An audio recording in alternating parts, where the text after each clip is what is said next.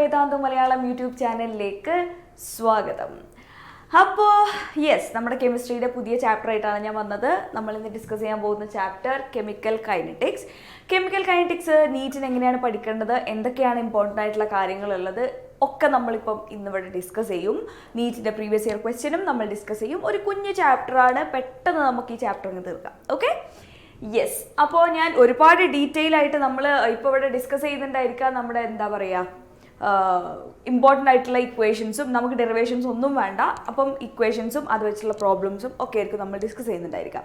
Okay, അപ്പം ഈ chemical kinetics എന്ന് പറഞ്ഞ ചാപ്റ്റർ നമ്മൾ എന്താണ് പഠിക്കുന്നത്, എന്തൊക്കെയാണ് ഇതിലുള്ളത് എന്നുള്ള കാര്യങ്ങളാണ് നമ്മൾ നെക്സ്റ്റ് നോക്കാനായിട്ട് പോകുന്നത്. ഓക്കെ, അപ്പോൾ നമുക്കറിയാം നമ്മൾ ഇക്വിലിബ്രിയം ചാപ്റ്റർ ഉണ്ട്, നമുക്ക് തെർമോഡൈനാമിക്സ് ചാപ്റ്റർ ഉണ്ട് അല്ലേ. തെർമോഡൈനാമിക്സ് ചാപ്റ്ററിൽ നമ്മൾ പഠിക്കുന്നത് എന്താണ്? തെർമോഡൈനാമിക്സിൽ നമ്മൾ പഠിക്കുന്നത് ഒരു റിയാക്ഷൻ നടക്കോ ഇല്ലയോ, right? Feasibility of a reaction ആണ് നമ്മൾ തെർമോഡൈനാമിക്സിൽ ഡിസ്കസ് ചെയ്യുന്നത്. കറക്റ്റ് അല്ലേ? ഫീസിബിലിറ്റി ഓഫ് എ റിയാക്ഷൻ ആണ് നമ്മൾ തെർമോഡൈനാമിക്സിൽ നമ്മൾ ഡിസ്കസ് ചെയ്യുന്നത്. ആൻഡ് ഇക്വിലിബ്രിയത്തിൽ നമ്മൾ എന്താ നോക്കുന്നത്? ഇക്വിലിബ്രിയത്തിൽ നമ്മൾ എന്താ നോക്കിയത്? എക്സ്റ്റെൻഡ് ഓഫ് എ റിയാക്ഷൻ ആണ് നമ്മൾ നോക്കിയത്. ഒരു റിയാക്ഷൻ എത്രത്തോളം എക്സ്റ്റെൻഡ് നടന്നു എന്നുള്ള കാര്യമാണ് നമ്മൾ ഇക്വിലിബ്രിയത്തിൽ ചെയ്തത്. ആൻഡ് ഒരു റിയാക്ഷൻ നടക്കുമോ ഇല്ലേ എന്നുള്ളതായിരുന്നു നമ്മൾ തെർമോഡൈനാമിക്സിൽ നമ്മൾ നോക്കിയിട്ടുണ്ടായിരുന്നത്. ഓക്കെ, അപ്പം ഈ ഒരു റിയാക്ഷൻ നടക്കുമോ ഇല്ലയെന്ന് പറഞ്ഞാൽ നമുക്കറിയാം നമ്മുടെ ഡെൽറ്റ ജി സ്പോണ്ടേനിയസ് റിയാക്ഷൻ ആണോ എന്ന് കണ്ടുപിടിക്കാനുള്ള ഇക്വേഷൻ നമ്മൾ അവിടെ പഠിച്ചിട്ടുണ്ടായിരുന്നു. Delta G equal to delta H minus T delta S എന്ന് പറഞ്ഞ ഇക്വേഷൻ നമ്മൾ അവിടെ പഠിച്ചു. അത് വെച്ചിട്ട് നമുക്കൊരു റിയാക്ഷൻ സ്പോണ്ടേനിയസ് ആവുന്ന ക്രൈറ്റീരിയാസ് എന്തൊക്കെയാണ്, ഏതൊക്കെ സമയത്താണ് ഒരു റിയാക്ഷൻ സ്പോണ്ടേനിയസ് ആവുക എന്നുള്ള കാര്യങ്ങൾ നമ്മൾ പഠിച്ചു. എല്ലാം നമ്മൾ പഠിച്ചിട്ടുണ്ട് അല്ലേ. ആൻഡ് ഇക്വിലിബ്രിയത്തിലേക്ക് വന്നപ്പം ഒരു റിയാക്ഷൻ്റെ ഇക്വിലിബ്രിയം കോൺസ്റ്റന്റ് കിട്ടിയാൽ നമുക്കറിയാം ആ റിയാക്ഷൻ എത്രത്തോളം എക്സ്റ്റെൻഡ് നടന്നു, ആ റിയാക്ഷൻ ഒരു അവസാനം വരെ പോയോ, അത് തുടക്കത്തിൽ തന്നെ ഇക്വിലിബ്രിയം അറ്റൈൻ ചെയ്തോ, ഈ കാര്യങ്ങളൊക്കെ നമുക്ക് മനസ്സിലാക്കാം എന്നുള്ള കാര്യം നമ്മൾ ഇക്വിലിബ്രിയത്തിൽ നമ്മൾ ഡിസ്കസ് ചെയ്ത് കഴിഞ്ഞു. ഓക്കെ, ഇനി അതുപോലെ തന്നെ നമുക്ക് ഇമ്പോർട്ടൻ്റ് ആയിട്ടുള്ള ഒന്നാണ് എന്ത്? നമുക്ക് റിയാക്ഷൻ്റെ സ്പീഡ് അല്ലെങ്കിൽ നമുക്കതിൻ്റെ റേറ്റ് അറിയണം. അതാണ് നമ്മൾ നമ്മുടെ കെമിക്കൽ കൈനറ്റിക്സ് ചാപ്റ്ററിൽ നമ്മുടെ ഈ ചാപ്റ്ററിൽ നമ്മൾ ഡിസ്കസ് ചെയ്യാൻ പോകുന്നത് അതാണ്. ഓക്കെ, ഒരു റിയാക്ഷൻ്റെ കൈനറ്റിക്സ് നമുക്കറിയണം. എത്ര സ്പീഡിലാണ് ആ റിയാക്ഷൻ നടക്കുന്നത് എന്നുള്ള കാര്യം നമുക്ക് അറിയേണ്ടതായിട്ടുണ്ട്. അതാണ് നമ്മൾ ഈ ചാപ്റ്ററിൽ ഡിസ്കസ് ചെയ്യാനായിട്ട് പോകുന്നത്. ഓക്കെ, അപ്പോൾ നിങ്ങൾക്ക് എന്താണ് നമ്മൾ പഠിക്കാൻ പോകുന്നത് എന്നുള്ളൊരു ഇൻഫർമേഷൻ നിങ്ങൾക്ക് കിട്ടിയിട്ടുണ്ടാവുമെന്ന് ഞാൻ വിചാരിക്കുന്നു. നമുക്ക് നെക്സ്റ്റ് ടോപ്പിക്കിലേക്ക് പോകും. ഫസ്റ്റ് നമുക്ക് എന്താ ടോപ്പിക് എന്ന് നോക്കാം. Rate of a reaction. നമുക്കറിയാം റേറ്റ് ഓഫ് എ റിയാക്ഷൻ ആണ് നമ്മൾ കണ്ടുപിടിക്കാനായിട്ട് പോകുന്നത്. ഓക്കെ, ഇനി ഞാനൊരു റിയാക്ഷൻ പറയുകയാണ്, A plus B gives C plus D. Okay, ഞാൻ എപ്പോഴും പറയുന്ന പോലെ തന്നെ നമുക്കറിയാം ടി ഈക്വൽ ടു 0 ആവുന്ന സമയത്ത് ഒരു എമൗണ്ട് ഓഫ് എയും ഒരു എമൗണ്ട് ഓഫ് ബിയും ഇവിടെ ഉണ്ടായിരിക്കും. ഓക്കെ, ഇപ്പോൾ ഇവിടെ ഞാൻ 1 മോളാണ് എടുത്തത്. രണ്ടും എ 1 മോൾ ആണെങ്കിൽ ബിയും 1 മോൾ തന്നെയാണ് എനിക്ക് വേണ്ടത്. അതുകൊണ്ട് ഞാൻ എക്സും എടുക്കുകയാണ്. അങ്ങനെ ഞാൻ എടുത്തു കഴിഞ്ഞാൽ സി ഡിയും 0 ആയിരിക്കും ടൈം ടി, ഇനീഷ്യൽ ടൈമിൽ. കറക്റ്റ് അല്ലേ? ഇനീഷ്യൽ ടൈമിൽ എന്തായിരിക്കും? ടൈം ടി 0 ആവുന്ന സമയത്ത് എയും ബിയും ഒരു പെർട്ടിക്കുലർ എമൗണ്ട് ഉണ്ടായിരിക്കും, സിയും ഡിയും പ്രൊഡക്ട്സ് അവിടെ ഫോം ചെയ്തിട്ട് ഉണ്ടാവില്ല. ക്ലിയർ അല്ലേ? ഇനി time T equal to T ആയാൽ ഓക്കെ, ഒരു പെർട്ടിക്കുലർ ടൈം കഴിഞ്ഞു കഴിഞ്ഞാൽ എന്ത് സംഭവിക്കും? ഇവിടെ എൻ്റെയും ബിൻ്റെയും എമൗണ്ട് കുറയും ചെയ്യും, സിൻ്റെയും ഡിൻ്റെയും എമൗണ്ട് കൂടുകയും ചെയ്യും. കറക്റ്റ് അല്ലേ? ഓക്കെ, എൻ്റെയും ബിൻ്റെയും എമൗണ്ട് കുറയും, സിൻ്റെയും ഡിൻ്റെയും എമൗണ്ട് കൂടുകയും ചെയ്യും. ക്ലിയർ? ഇനി നമ്മൾ ഫസ്റ്റ് പറയാൻ പോകുന്നത് ആവറേജ് റേറ്റിനെ കുറിച്ചാണ്. ആവറേജ് റേറ്റിനെ കുറിച്ചാണ് നമ്മൾ പറയാൻ പോകുന്നത്. ഓക്കെ, നമുക്കൊരു ടൈം T1ഉം T2ഉം ഉണ്ട്. ഓക്കെ, ടൈം T1ഉം T2 ഉണ്ട്. ആ സമയത്തുള്ള കോൺസെൻട്രേഷനും നമ്മളെ കയ്യിലുണ്ട്. ഓക്കെ, ഏതെങ്കിലും ഒരു കോൺസെൻട്രേഷൻ എടുക്കുക, ആ സമയത്തുള്ള കോൺസെൻട്രേഷനും നമ്മളെ കയ്യിലുണ്ടെങ്കിൽ അവിടെ നമ്മൾ എങ്ങനെയാണ് ആവറേജ് റേറ്റ് കാണുക? Average rate is equal to delta A divided by delta T. Change in concentration divided by change in time ആണ് നമുക്ക് എന്ത് തരുന്നത്? നമ്മുടെ ആ ഒരു റിയാക്ഷൻ്റെ റേറ്റ് തരുന്നത് അല്ലെങ്കിൽ സ്പീഡ് തരുന്നത് നമുക്ക് പറയാനായിട്ട് സാധിക്കും. ക്ലിയർ? കാരണം നമുക്കറിയാം വെലോസിറ്റി അല്ലെങ്കിൽ സ്പീഡ് ഈസ് ഈക്വൽ ടു എന്താണ്? ഡിസ്റ്റൻസ് ഡിവൈഡഡ് ബൈ ടൈം ആണല്ലേ. ഇവിടെ ഡിസ്റ്റൻസ് പറഞ്ഞാൽ എന്താണ്? നമ്മുടെ റിയാക്ടന്റ് എത്രത്തോളം പ്രൊഡക്റ്റ് ആയിട്ട് മാറി, ഓക്കെ, റിയാക്ടന്റിന്റെ കോൺസെൻട്രേഷൻ എത്രത്തോളം ചേഞ്ച് ചെയ്തു എന്നുള്ള കാര്യമാണ് നമുക്ക് ഇവിടെ ഡിസ്റ്റൻസിന് പകരം നമുക്ക് പറയാനായിട്ട് സാധിക്കുന്നത്. അതുകൊണ്ടാണ് നമ്മുടെ റേറ്റിന്റെ ഇക്വേഷൻ ഇസ് ഈക്വൽ ടു എന്താണ്? Change in concentration divided by accidentally ഞാൻ എല്ലാം മായ്ച്ചു കളഞ്ഞു. Yes, change in concentration divided by change in time ആയിരിക്കും നമുക്ക് ആർ ആവറേജ് കിട്ടുന്നത്. ക്ലിയർ? യെസ്, ഇതാണ് നമ്മുടെ ആർ ആവറേജ്. ഓക്കെ, ഇനി ഇതൊരു ആവറേജ് റേറ്റ് ആണ്. ഇത്രയും സമയത്തിനുള്ളിൽ ഇത്രയും ഒരു സ്പീഡിലായിരിക്കും നടന്നിട്ടുണ്ടാവുക. അതിപ്പോൾ T1 എന്ന് പറയുന്നത് 10 സെക്കൻഡ്സും T2 എന്ന് പറയുന്നത് 15 സെക്കൻഡ്സും ആണെങ്കിൽ എനിക്ക് പറയാൻ പറ്റില്ല ഈ 10 to 15 സെക്കൻഡിലും ഈ ഒരു റേറ്റിലാണ് ഈ റിയാക്ഷൻ നടന്നത് എന്ന് നമുക്ക് പറയാനായിട്ട് സാധിക്കില്ല. കാരണം ഞാൻ പറഞ്ഞ പോലെ ഇതൊരു ആവറേജ് റേറ്റ് ആണ്. കറക്റ്റ് അല്ലേ? യെസ്. എനിക്കിപ്പം ഈ ഒരു പോയിന്റ് ഇവിടെ ഒരു 13 സെക്കൻഡ്സ് ആണെന്ന് വിചാരിച്ചോ. ഈ 13 സെക്കൻഡിലെ റിയാക്ഷൻ്റെ റേറ്റ് എത്രയാണെന്ന് ചോദിച്ചാൽ നമുക്ക് പറയാൻ അറിയണം. കറക്റ്റ് അല്ലേ? 13th സെക്കൻഡിൽ എത്രയാണ് എത്രയാണ് ആ റിയാക്ഷൻ്റെ റേറ്റ് എന്ന് ചോദിച്ചാൽ നമുക്ക് പറയാൻ അറിയണം. അതിനാണ് നമ്മൾ എന്തെന്ന് പറയുന്നത്? ഇൻസ്റ്റൻറ്റേനിയസ് റേറ്റ് എന്ന് പറയുന്നത്. എന്താണ്? Instantaneous rate. Okay, instantaneous rate എന്ന് വെച്ചാൽ എന്താണ്? ആ ഒരു പെർട്ടിക്കുലർ ഇൻഫിനിറ്റിസിമലി സ്മോൾ ടൈം ഇൻ്റർവെല്ലേ അവിടെ ഉണ്ടായിരിക്കുള്ളൂ. അതായത് time interval Δt tends to 0. Δt tends to 0, അതായത് ടൈമിൽ ഡിഫറൻസ് ഇല്ല. ഓക്കെ, അതായത് ഒരു പെർട്ടിക്കുലർ ടൈമിലുള്ളതാണ് നമ്മൾ കാണാനായിട്ട് പോകുന്നത്. അപ്പോൾ നമുക്ക് എന്ത് ചെയ്താം? ഇതിൻ്റെ ലിമിറ്റാണിത്. Limit Δt tends to 0 Δa divided by Δt. ഇതിനാണ് നമ്മൾ എന്തെന്ന് പറയുന്നത്? dA ബൈ dt എന്ന് നമുക്ക് പറയുന്നത്. ഓക്കെ, നമുക്ക് എന്ത് കിട്ടും? ഡിഫറൻഷ്യൽ ഇക്വേഷൻ ആണ് നമുക്ക് അവിടെ ഉണ്ടാവുന്നത്. Clear? Okay, yes. Instantaneous rate എന്ന് പറഞ്ഞാൽ എന്താണ്? ഒരു പെർട്ടിക്കുലർ ടൈമിൽ ഞാൻ പറയുമ്പോൾ ആ സമയത്തുള്ള റേറ്റ് എത്രയാണെന്ന് ചോദിക്കുമ്പോഴാണ് നമുക്ക് ഒരു എന്ത് വരുന്നത്? ഇൻസ്റ്റൻറ്റേനിയസ് റേറ്റിൻ്റെ കാര്യം നമ്മൾ പറയുന്നത്. ഓക്കെ ആണോ? യെസ്. ഓക്കെ, നെക്സ്റ്റ് വൺ നമുക്കുള്ളത് ലോ ഓഫ് മാസ് ആക്ഷൻ ആണ്. ലോ ഓഫ് മാസ് ആക്ഷൻ എന്ന് പറഞ്ഞാൽ നിങ്ങൾക്ക് കാണാം, പറഞ്ഞ പോലെ തന്നെ അതൊരു തിയറിറ്റിക്കൽ കോൺസെപ്റ്റ് ആണ് ലോ ഓഫ് മാസ് ആക്ഷൻ എന്ന് പറഞ്ഞാൽ. Okay, yes. ഇവിടെ എന്താ പറയുന്നത്? Rate of a reaction is directly proportional to product of active masses of reactants raised to the powers of their stoichiometric coefficients. Law of mass ആക്ഷനിൽ എന്താ പറയുന്നത്? ഇവിടെ നിങ്ങൾക്കറിയാം N1 മോൾസ് എയും N2 മോൾസ് ബിയും റിയാക്ട് ചെയ്തിട്ട് N3 മോൾസ് സി ഫോം ചെയ്യുന്നുണ്ട്. അങ്ങനെയാണെങ്കിൽ ഈ റിയാക്ഷൻ്റെ റേറ്റ് എന്ന് പറയുന്നത് എന്താണ്? It is proportional to product of concentration of active reactants. എയും ബിയും ആണ് നമ്മുടെ reactants raised to the powers of their respective stoichiometric coefficients. ഇവിടെ എന്ത് വരും? പവർ N1 വരും, ഇവിടെ പവർ N2 വരും. ഇതാണ് ലോ ഓഫ് മാസ് ആക്ഷൻ പ്രകാരം നമുക്ക് റേറ്റിനെ എഴുതാനായിട്ട് സാധിക്കുന്നത്. Rate proportional to product of concentration of reactants where the powers raised to the stoichiometric coefficients raised to their powers. Clear ആണോ? യെസ്, അവരുടെ സ്റ്റോഷിയോമെട്രിക് കോഎഫിഷ്യൻസ് എന്തായി? അവരുടെ പവർ ആയിട്ട് വന്നു. ക്ലിയർ? ഇതാണ് നമ്മുടെ ലോ ഓഫ് മാസ് ആക്ഷൻ പ്രകാരം നമ്മൾ പറയുന്നത്. Okay, yes. അപ്പോൾ ഇങ്ങനെയാണ് ലോ ഓഫ് മാസ് ആക്ഷൻ പ്രകാരം നമ്മൾ എന്ത് എഴുതുന്നത്? ഒരു റിയാക്ഷൻ്റെ റേറ്റ് നമുക്ക് എഴുതാനായിട്ട് സാധിക്കുന്നത്. Okay, yes. ഇനി rate law or rate expression. അടുത്തത് നമുക്ക് ആദ്യം നമ്മൾ കണ്ടത് ലോ ഓഫ് മാസ് ആക്ഷൻ ആണ്. അടുത്തത് നമുക്കുള്ളത് എന്താണ്? റേറ്റ് ലോ ആണ്.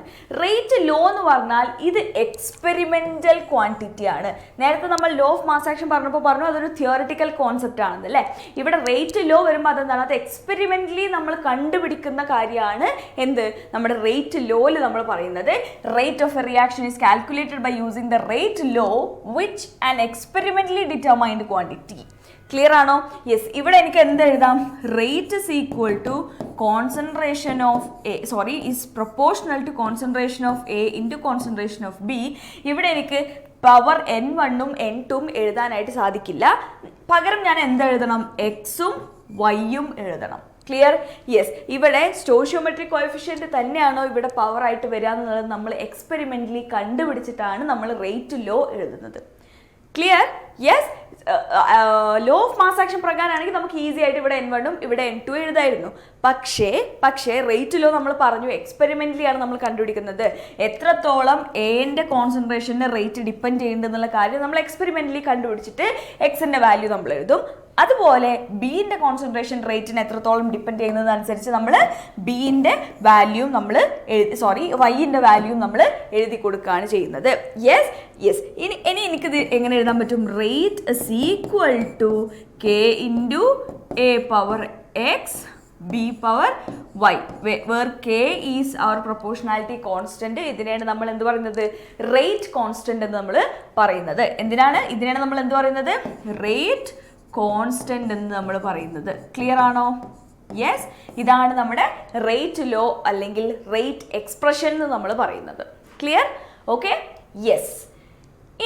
ഇനി നമുക്ക് റേറ്റ് കോൺസ്റ്റന്റിന്റെ ജനറൽ ഫീച്ചേഴ്സ് എന്തൊക്കെയാണെന്നുള്ള കാര്യമാണ് നെക്സ്റ്റ് നമ്മൾ പറയാനായിട്ട് പോകുന്നത്. എന്തൊക്കെയാണ് റേറ്റ് കോൺസ്റ്റന്റിന്റെ ജനറൽ ഫീച്ചേഴ്സ് എന്ന് പറയുന്നത്? ഓക്കെ, ഒരു റിയാക്ഷന്റെ റേറ്റ് കോൺസ്റ്റന്റ് കൂടുതലാണെന്ന് പറഞ്ഞാൽ സ്വാഭാവികമായിട്ട് എന്ത് കൂടും?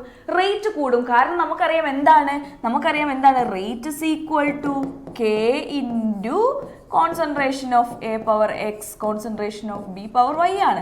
സോ കെ കൂടിയ എന്ത് കൂടും? റേറ്റും കൂടും. ക്ലിയർ? കെ കുറഞ്ഞാൽ എന്ത് കുറയും? റേറ്റും കുറയും.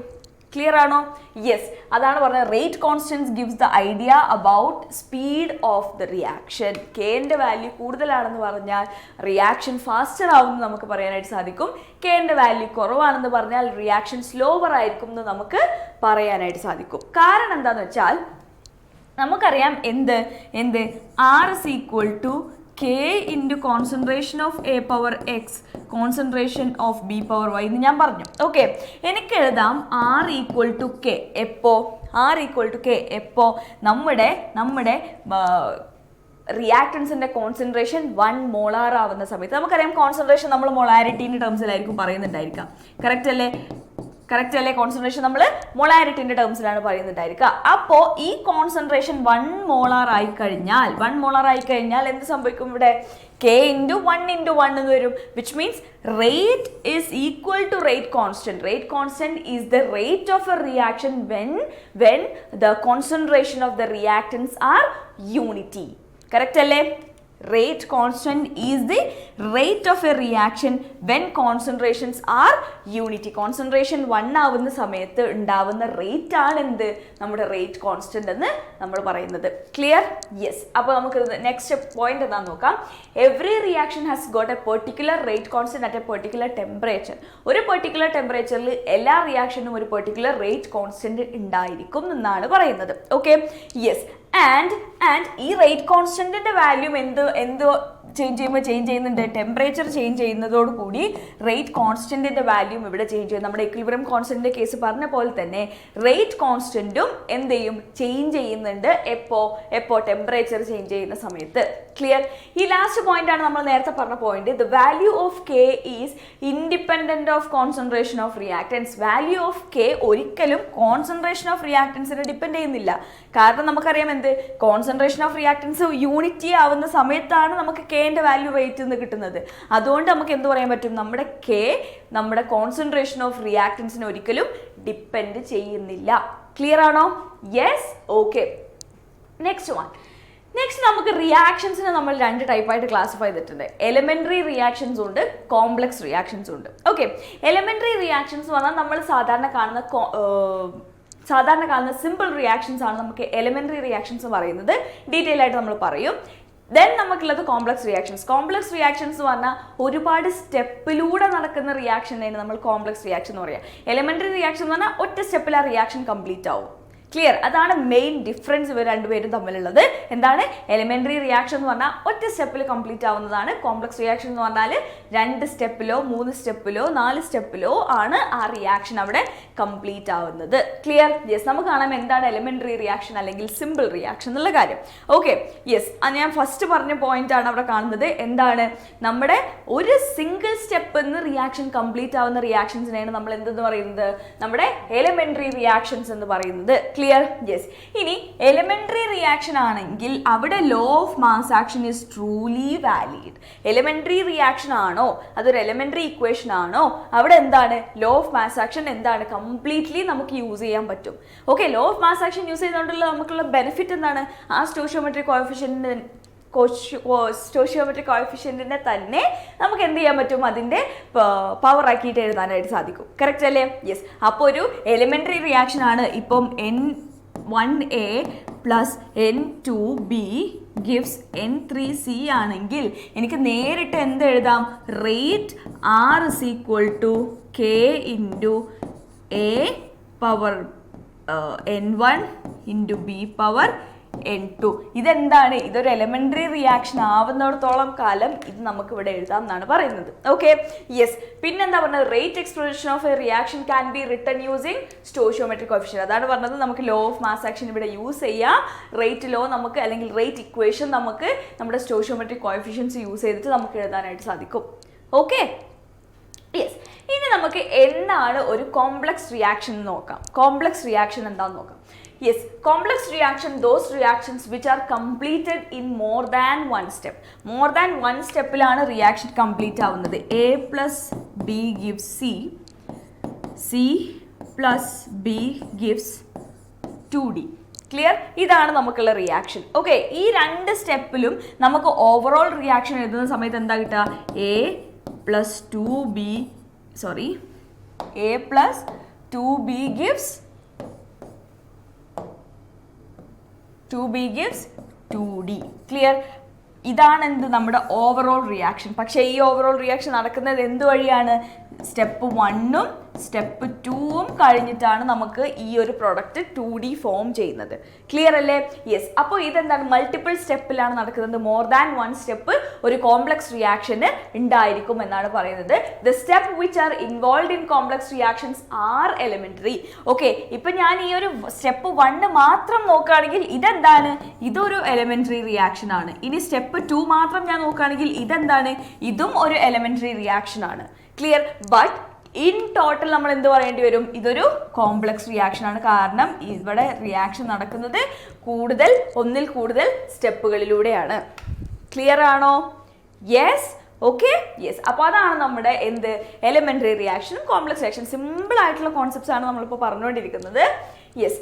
ഇനി കോംപ്ലക്സ് റിയാക്ഷൻസ് നമുക്കൊരു എക്സാമ്പിൾ ഉണ്ട്. ഓക്കെ, എക്സാമ്പിൾ എന്തൊക്കെയാണ്? ഇതാണ് നമ്മുടെ reaction 2NO plus Br2 gives 2NOBr. പക്ഷേ ഇതൊരു സിംഗിൾ സ്റ്റെപ്പ് നടക്കുന്ന പ്രോസസ് ആണോ? അല്ല. നമുക്ക് ഫസ്റ്റ് സ്റ്റെപ്പ് എന്താണ് ഇവിടെ നടക്കുന്നത്? ഒരു NO ഒരു Br2 ആയിട്ട് റിയാക്ട് ചെയ്തിട്ട് NOBr2 ആയിട്ട് മാറും. ഈ NOBr2 വീണ്ടും ഒരു NO ആയിട്ട് റിയാക്ട് ചെയ്തിട്ട് 2NOBr ആയിട്ട് മാറും. അപ്പോൾ ഈ രണ്ട് ഇക്വേഷൻ ഞാൻ സം ചെയ്യുകയാണെങ്കിൽ ഇതും ക്യാൻസൽ ആയി പോവും. 2 NO ഉണ്ട്. 2NO plus Br2 gives 2NOBr. Clear? Yes. അപ്പോൾ ഇതാണ് നമുക്ക് ഒരു കോംപ്ലക്സ് റിയാക്ഷൻ്റെ എക്സാമ്പിളിൽ നിന്ന് നമുക്ക് എഴുതാനായിട്ട് സാധിക്കുന്നത്. ക്ലിയർ ആണോ?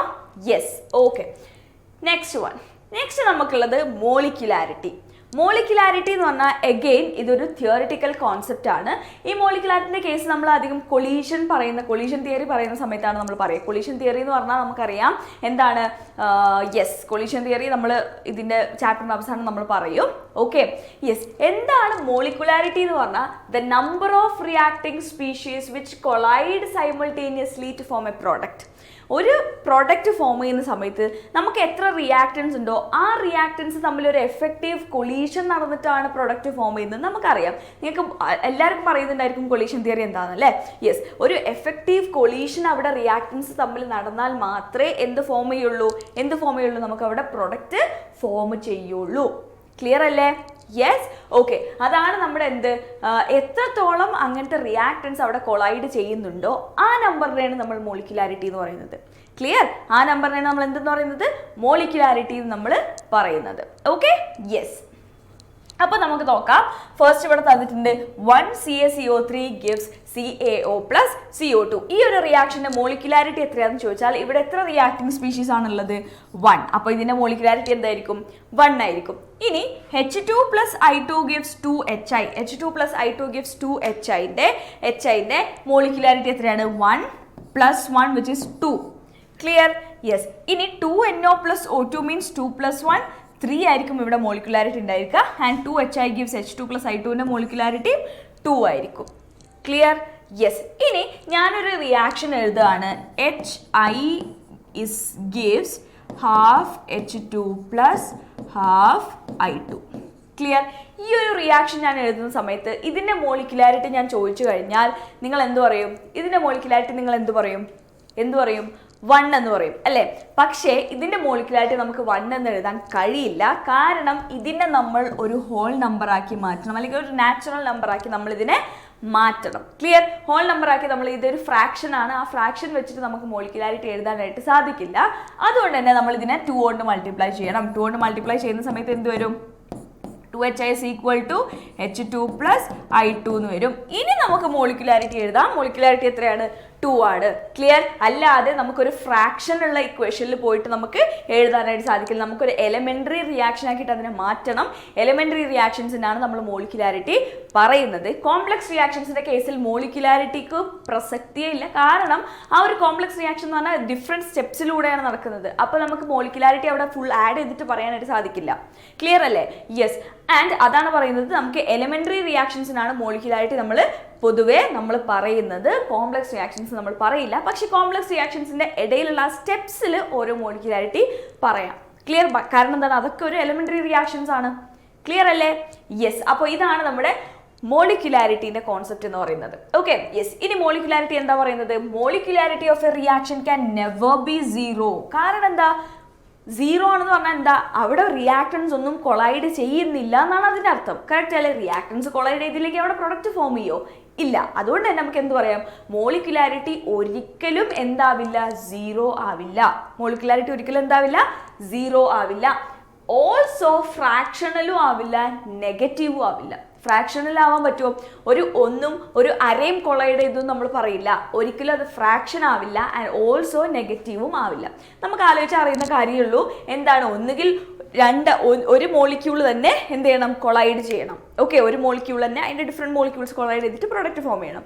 അല്ലെങ്കിൽ രണ്ട് ഡിഫറെൻറ്റ് മോളിക്യൂൾസ് കൊളൈഡ് ചെയ്തിട്ട് ഒരു പ്രൊഡക്റ്റ് ഫോം ചെയ്യണം. അല്ലാതെ ഒരു നെഗറ്റീവ് വാല്യൂ വരാൻ അവിടെ പോസിബിലിറ്റി ഇല്ല. അപ്പോൾ അതാണ് ഫസ്റ്റ് പ്രോപ്പർട്ടി നമുക്കുള്ളത്. എന്താണ്? സീറോ അല്ല, ഫ്രാക്ഷൻ അല്ല, നെഗറ്റീവും അല്ല ആര്? നമ്മുടെ മോളിക്കുലാരിറ്റി എന്ന് പറയുന്നത്. Okay, yes. ഇനി പിന്നെന്താണുള്ളത്? Reaction with molecularity greater than 3 are rarely found. നമ്മൾ പറയാം കൊളീഷന്റെ കേസ് പറയുന്ന സമയത്ത് കൊളീഷൻ ഒരു എഫക്റ്റീവ് കൊളീഷൻ ആവണമെന്ന് ഞാൻ പറഞ്ഞു. ക്ലിയർ അല്ലേ? ഈ എഫക്റ്റീവ് കൊളീഷൻ ആവണമെന്ന് പറഞ്ഞാൽ മോർ ദാൻ 3 പാർട്ടിക്കിൾസ് വന്നു കഴിഞ്ഞാൽ അവിടെ കൊളീഷൻ കുറച്ച് സ്റ്റെറിക് എഫക്ട്സ് നമ്മൾ പറയുന്ന പോലെ തന്നെ അവിടെ കൊളീഷൻ അത്ര എഫക്റ്റീവായിട്ട് നടക്കില്ല. കാരണം എന്താ? കൊളീഷൻ എഫക്റ്റീവായിട്ട് നടക്കണമെങ്കിൽ എല്ലാം ഒരു പെർട്ടിക്കുലർ ആംഗിളിൽ നിന്ന് വന്നിട്ട് ഒരു എഫക്റ്റീവ് കൊളീഷൻ അവിടെ നടക്കണം. ഓക്കെ, അത് മാക്സിമം നമുക്ക് നടക്കുന്നത് ഒരു 3 മോളിക്യൂൾസ് വരുന്ന സമയത്താണ്. 4 മോളിക്യൂൾസ് ആവുന്ന സമയത്ത് അത്രയും എഫക്റ്റീവ് ആയിട്ടുള്ള ഒരു കൊളീഷൻ അവിടെ നടക്കില്ല. അതുകൊണ്ടാണ് നമ്മൾ പറയുന്നത് മോളിക്കുലാരിറ്റി ഒരിക്കലും ഗ്രേറ്റർ ദാൻ 3 പോവരുത്, അല്ലെങ്കിൽ പോവില്ല എന്നുള്ള കാര്യം. Okay? Yes? Okay. Next one, molecularity is defined only for elementary reactions. ഇത് നമ്മൾ പറഞ്ഞു, elementary reactionsന് മാത്രമേ എന്ത് നടക്കുള്ളൂ? മോളിക്കുലാരിറ്റി നമുക്ക് പറയാനായിട്ട് സാധിക്കുള്ളൂ. അതിനാണ് നമുക്ക് ആ HIന്റെ എക്സാമ്പിൾ എഴുതുന്നത്. ഹാഫ് H2 ഹാഫ് I2 നമുക്ക് ചെയ്യാൻ സാധിക്കില്ല. കാരണം അവിടെ ഫ്രാക്ഷൻസിലാണ് അവിടെ ഉള്ളത്. ഓക്കെ, നമുക്ക് അവരെ ഹോൾ നമ്പർ ആക്കി മാറ്റണം. ക്ലിയർ അല്ലേ? യെസ്. അപ്പോൾ അതാണ് നമ്മുടെ മോളിക്കുലാരിറ്റിനെ പറ്റിയിട്ട് നമുക്ക് പറയാനുള്ളത്. Yes, in a complex reaction, each step has its individual molecularity and molecularity of overall reaction has no meaning. Clear? നമുക്കറിയാം ഒരു കോംപ്ലക്സ് റിയാക്ഷൻ ആണെങ്കിൽ അതിൻ്റെ 2 റിയാക്ഷൻസിനെയും സെപ്പറേറ്റ് എടുക്കുകയാണെങ്കിൽ എനിക്ക് പറയാം ഇവിടെ മോളിക്കുലാരിറ്റി 2 ആണ്, ഇവിടെ മോളിക്കുലാരിറ്റി 2 ആണെന്ന് എനിക്ക് പറയാം. ക്ലിയർ? കാരണം 2 റിയാക്ടൻസ് ആണ് ഇവിടെ കൊളൈഡ് ചെയ്തിട്ട് പ്രൊഡക്റ്റ് ഫോം ചെയ്യുന്നത്, ഇവിടെ 2 റിയാക്ടൻസ് ആണ് പ്രൊഡക്റ്റ് ഫോം ചെയ്യുന്നത് നമുക്ക് പറയാം. ക്ലിയർ? പക്ഷേ ദ ഹോൾ റിയാക്ഷൻ എനിക്ക് ഒരിക്കലും എടുക്കാൻ പറ്റില്ല. കാരണം എന്തില്ല? കോംപ്ലക്സ് റിയാക്ഷൻസിന്റെ കേസിൽ നമ്മൾ മോളിക്കുലാരിറ്റി പറയാറില്ല. Okay, yes. Next one, order of a reaction. എന്താണ് ഓർഡർ ഓഫ് എ റിയാക്ഷൻ? നമ്മൾ റേറ്റ് ലോ പറയുന്ന സമയത്ത് റേറ്റ് ലോയിലെ എക്സ്പ്രഷനിൽ നമുക്ക് എന്തുണ്ടായിരിക്കും? നമ്മുടെ റിയാക്റ്റൻസ്. ഇപ്പം ഞാൻ പറയുകയാണെങ്കിൽ ഈ ഒരു റിയാക്ഷൻ ഞാൻ എഴുതുകയാണെങ്കിൽ അതിൻ്റെ rate is equal to K into A power എക്സും B പവർ വൈയും എന്ന് ഞാൻ എഴുതും. ഓക്കെ, ഇതിൽ ഈ എക്സിനെയും വൈനെയും ആഡ് ചെയ്തിട്ട് കിട്ടുന്ന വാല്യൂ എക്സ് പ്ലസ് വൈ ആണെന്ത്? ആ റിയാക്ഷൻ്റെ ഓർഡർ എന്ന് നമ്മൾ പറയുന്നത്. Clear? Yes. Sum of powers of all concentration terms involve in rate expression. Rate law പ്രകാരം നമ്മൾ എഴുതുന്ന റേറ്റ് എക്സ്പ്രഷനിലെ നമ്മുടെ റിയാക്റ്റൻസിൻ്റെ റിയാക്റ്റൻസിൻ്റെ പവറിൻ്റെ സമ്മിനെയാണ് നമ്മൾ ഓർഡർ എന്ന് പറയുന്നത്. നിങ്ങൾക്ക് എല്ലാവർക്കും അറിയുന്നതായിരിക്കും ഇതൊക്കെ. We know that the rate law is experimentally determined. നമുക്കറിയാം എന്ത്? Law of mass action theoretical ആണ്. റേറ്റ് ലോ എക്സ്പെരിമെന്റലി നമ്മൾ ഡിറ്റർമൈൻ ചെയ്യാണ്. ഒരു എക്സ്പെരിമെന്റ് ചെയ്തിട്ട് നമ്മൾ നോക്കും റേറ്റിനെ ഡിപ്പെൻഡ് ചെയ്യുന്നത് ഏത് കോൺസെൻട്രേഷൻ ആണ്, അതെങ്ങനെയാണ് ഡിപ്പെൻഡ് ചെയ്യുന്നത് എന്നുള്ള കാര്യങ്ങൾ നമ്മൾ നോക്കിയിട്ടാണ് നമ്മൾ എന്ത് ചെയ്യുന്നത്? നമ്മളിവിടെ റേറ്റ് ലോ നമ്മൾ എഴുതുന്നത്. കറക്റ്റ് അല്ലേ? Therefore, order is also an experimentally determined quantity. Okay, നമുക്കറിയാം നമ്മൾ എന്താണ് റേറ്റ് ലോയിലാണ് നമ്മൾ ആ സമ്മ് നോക്കുന്നത്. കോഎഫിഷ്യന്റ് പവേഴ്സ് നമ്മൾ നോക്കുന്നത്. കറക്റ്റ് അല്ലേ? അപ്പോൾ നമുക്ക് എന്ത് പറയാൻ പറ്റും? ഓർഡറും ഒരു എക്സ്പെരിമെന്റലി ഡിറ്റർമൈൻഡ് ക്വാണ്ടിറ്റി ആണെന്ന് നമുക്ക് പറയാനായിട്ട് സാധിക്കും. കാരണം എന്താണ്? റേറ്റിലോ നമ്മൾ ഡിറ്റർമൈൻ ചെയ്യുന്നത് എക്സ്പെരിമെന്റലി ആയത് കാരണം. Clear? Okay, next one, order can be zero, positive, fractional. Order ചിലപ്പം 0 ആവാം, ഓക്കെ, ആൻഡ് പോസിറ്റീവ് ആവാം, ഫ്രാക്ഷണൽ ആവാം, എന്തുമാവാം ഓർഡറിൻ്റെ കേസ് എടുത്ത് നോക്കിക്കഴിഞ്ഞാൽ. ഓക്കെ, യെസ്, ഓർഡർ 0 എന്ന് പറഞ്ഞാൽ എന്താണ്? ഒരു റിയാക്ഷൻ ഒരു സമയത്ത് ചിലപ്പം ഒരു റിയാക്ഷൻ അതിൻ്റെ റിയാക്റ്റൻസിൻ്റെ കോൺസെൻട്രേഷനെ ഡിപ്പെൻഡ് ചെയ്തോളണം എന്ന് നിർബന്ധമൊന്നുമില്ല. ക്ലിയർ? ഒരു റിയാക്ഷൻ്റെ റേറ്റ് അതിൻ്റെ കോൺസെൻട്രേഷനെ അല്ലെങ്കിൽ അതിൻ്റെ റിയാക്റ്റൻസിൻ്റെ കോൺസെൻട്രേഷനെ ഡിപ്പെൻഡ് ചെയ്യണമെന്ന് യാതൊരു നിർബന്ധമില്ല. അതാണ് പറഞ്ഞത്. അപ്പം നമ്മുടെ ഓർഡർ എന്തായിരിക്കും? 0 ആയിരിക്കും. ക്ലിയർ? ഇവിടെ എന്ത് വരും? a⁻0 എന്ന് വരും. ക്ലിയർ? Yes, okay. അപ്പോൾ ഒരു റിയാക്ഷൻ ആണ് ഇതാണെങ്കിൽ ബി ഇല്ല, എ മാത്രമേ ഉള്ളൂ. ഇവിടെ a⁻0 എന്ന് വരികയും ചെയ്തു. അതിൻ്റെ അർത്ഥം ഇതിൻ്റെ ഓർഡർ എത്രയാണ്? 0 ആണ്. ക്ലിയർ അല്ലേ? യെസ്. അപ്പോൾ അതാണ് പറഞ്ഞത്, അതിൻ്റെ വാല്യൂ 0 ആവാം. ഇനി ഇവിടെ ഇപ്പം 1/2 ആണ്. ഇത് 0യും ഇത് 1/2 ആണ്. അപ്പോൾ ടോട്ടൽ എത്രയാണ്? 1/2. ഫ്രാക്ഷണലും ആവാം, നെഗറ്റീവും ആവാം. ക്ലിയർ? Yes, okay. അപ്പോൾ അതാണ് നമ്മൾ പറഞ്ഞത്, ഓർഡർ 0 ആവാം, പോസിറ്റീവ് ആവാം, നോട്ട് നെഗറ്റീവ്, ഓർഡർ 0 ആവാം, പോസിറ്റീവ് ആവാം, അല്ലെങ്കിൽ ഫ്രാക്ഷണലും ആവാം. ക്ലിയർ അല്ലേ? Yes. Next one, yes, order can be negative with respect to any of the reactant but overall can never be negative. Okay, ഓർഡറിൻ്റെ കാര്യത്തിൽ നമ്മൾ നെഗറ്റീവ് പറഞ്ഞപ്പോൾ നമ്മൾ പറഞ്ഞു എന്ത്? നെഗറ്റീവ് ആവാം, പക്ഷേ വിത്ത് റെസ്പെക്ട് ടു ഏതെങ്കിലും ഒന്നേ അത് നെഗറ്റീവ് ആവാവൂ. ഇപ്പോൾ ഞാൻ പറയാണ് rate is equal to k into concentration of a⁻2 concentration of b⁻−1. ഇങ്ങനെയാണ് അതിൻ്റെ ഓർഡർ വരുന്നതെന്നുണ്ടെങ്കിൽ ഇതിൻ്റെ ടോട്ടൽ ഓർഡർ എന്താണ്? 1 ആണ്. ഇങ്ങനെ വരാം, പക്ഷേ ടോട്ടൽ എന്ത് വരില്ല? -1 അല്ലെങ്കിൽ -2 അങ്ങനത്തെ വാല്യൂ ടോട്ടൽ ഓർഡർ വരില്ല. ക്ലിയർ ആണോ? Yes, okay. യെസ്, ഇൻഡിവിജ്വൽ റിയാക്റ്റൻസിനെ നോക്കുന്ന സമയത്ത് ചിലപ്പോൾ വരാം, പക്ഷേ ഓവറോൾ നോക്കുന്ന സമയത്ത് ഓർഡർ ഒരിക്കലും എന്ത് വരില്ല? -1 വരില്ല. ഇപ്പോൾ ഈ റിയാക്ഷൻ ഇങ്ങനെയാണെങ്കിൽ എനിക്ക് പറയാം എന്ത്? ഈ റിയാക്ഷൻ്റെ rate with respect to A order 2 ആണ്.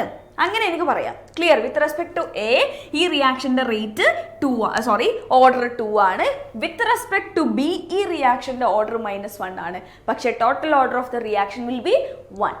It can never be negative. Clear?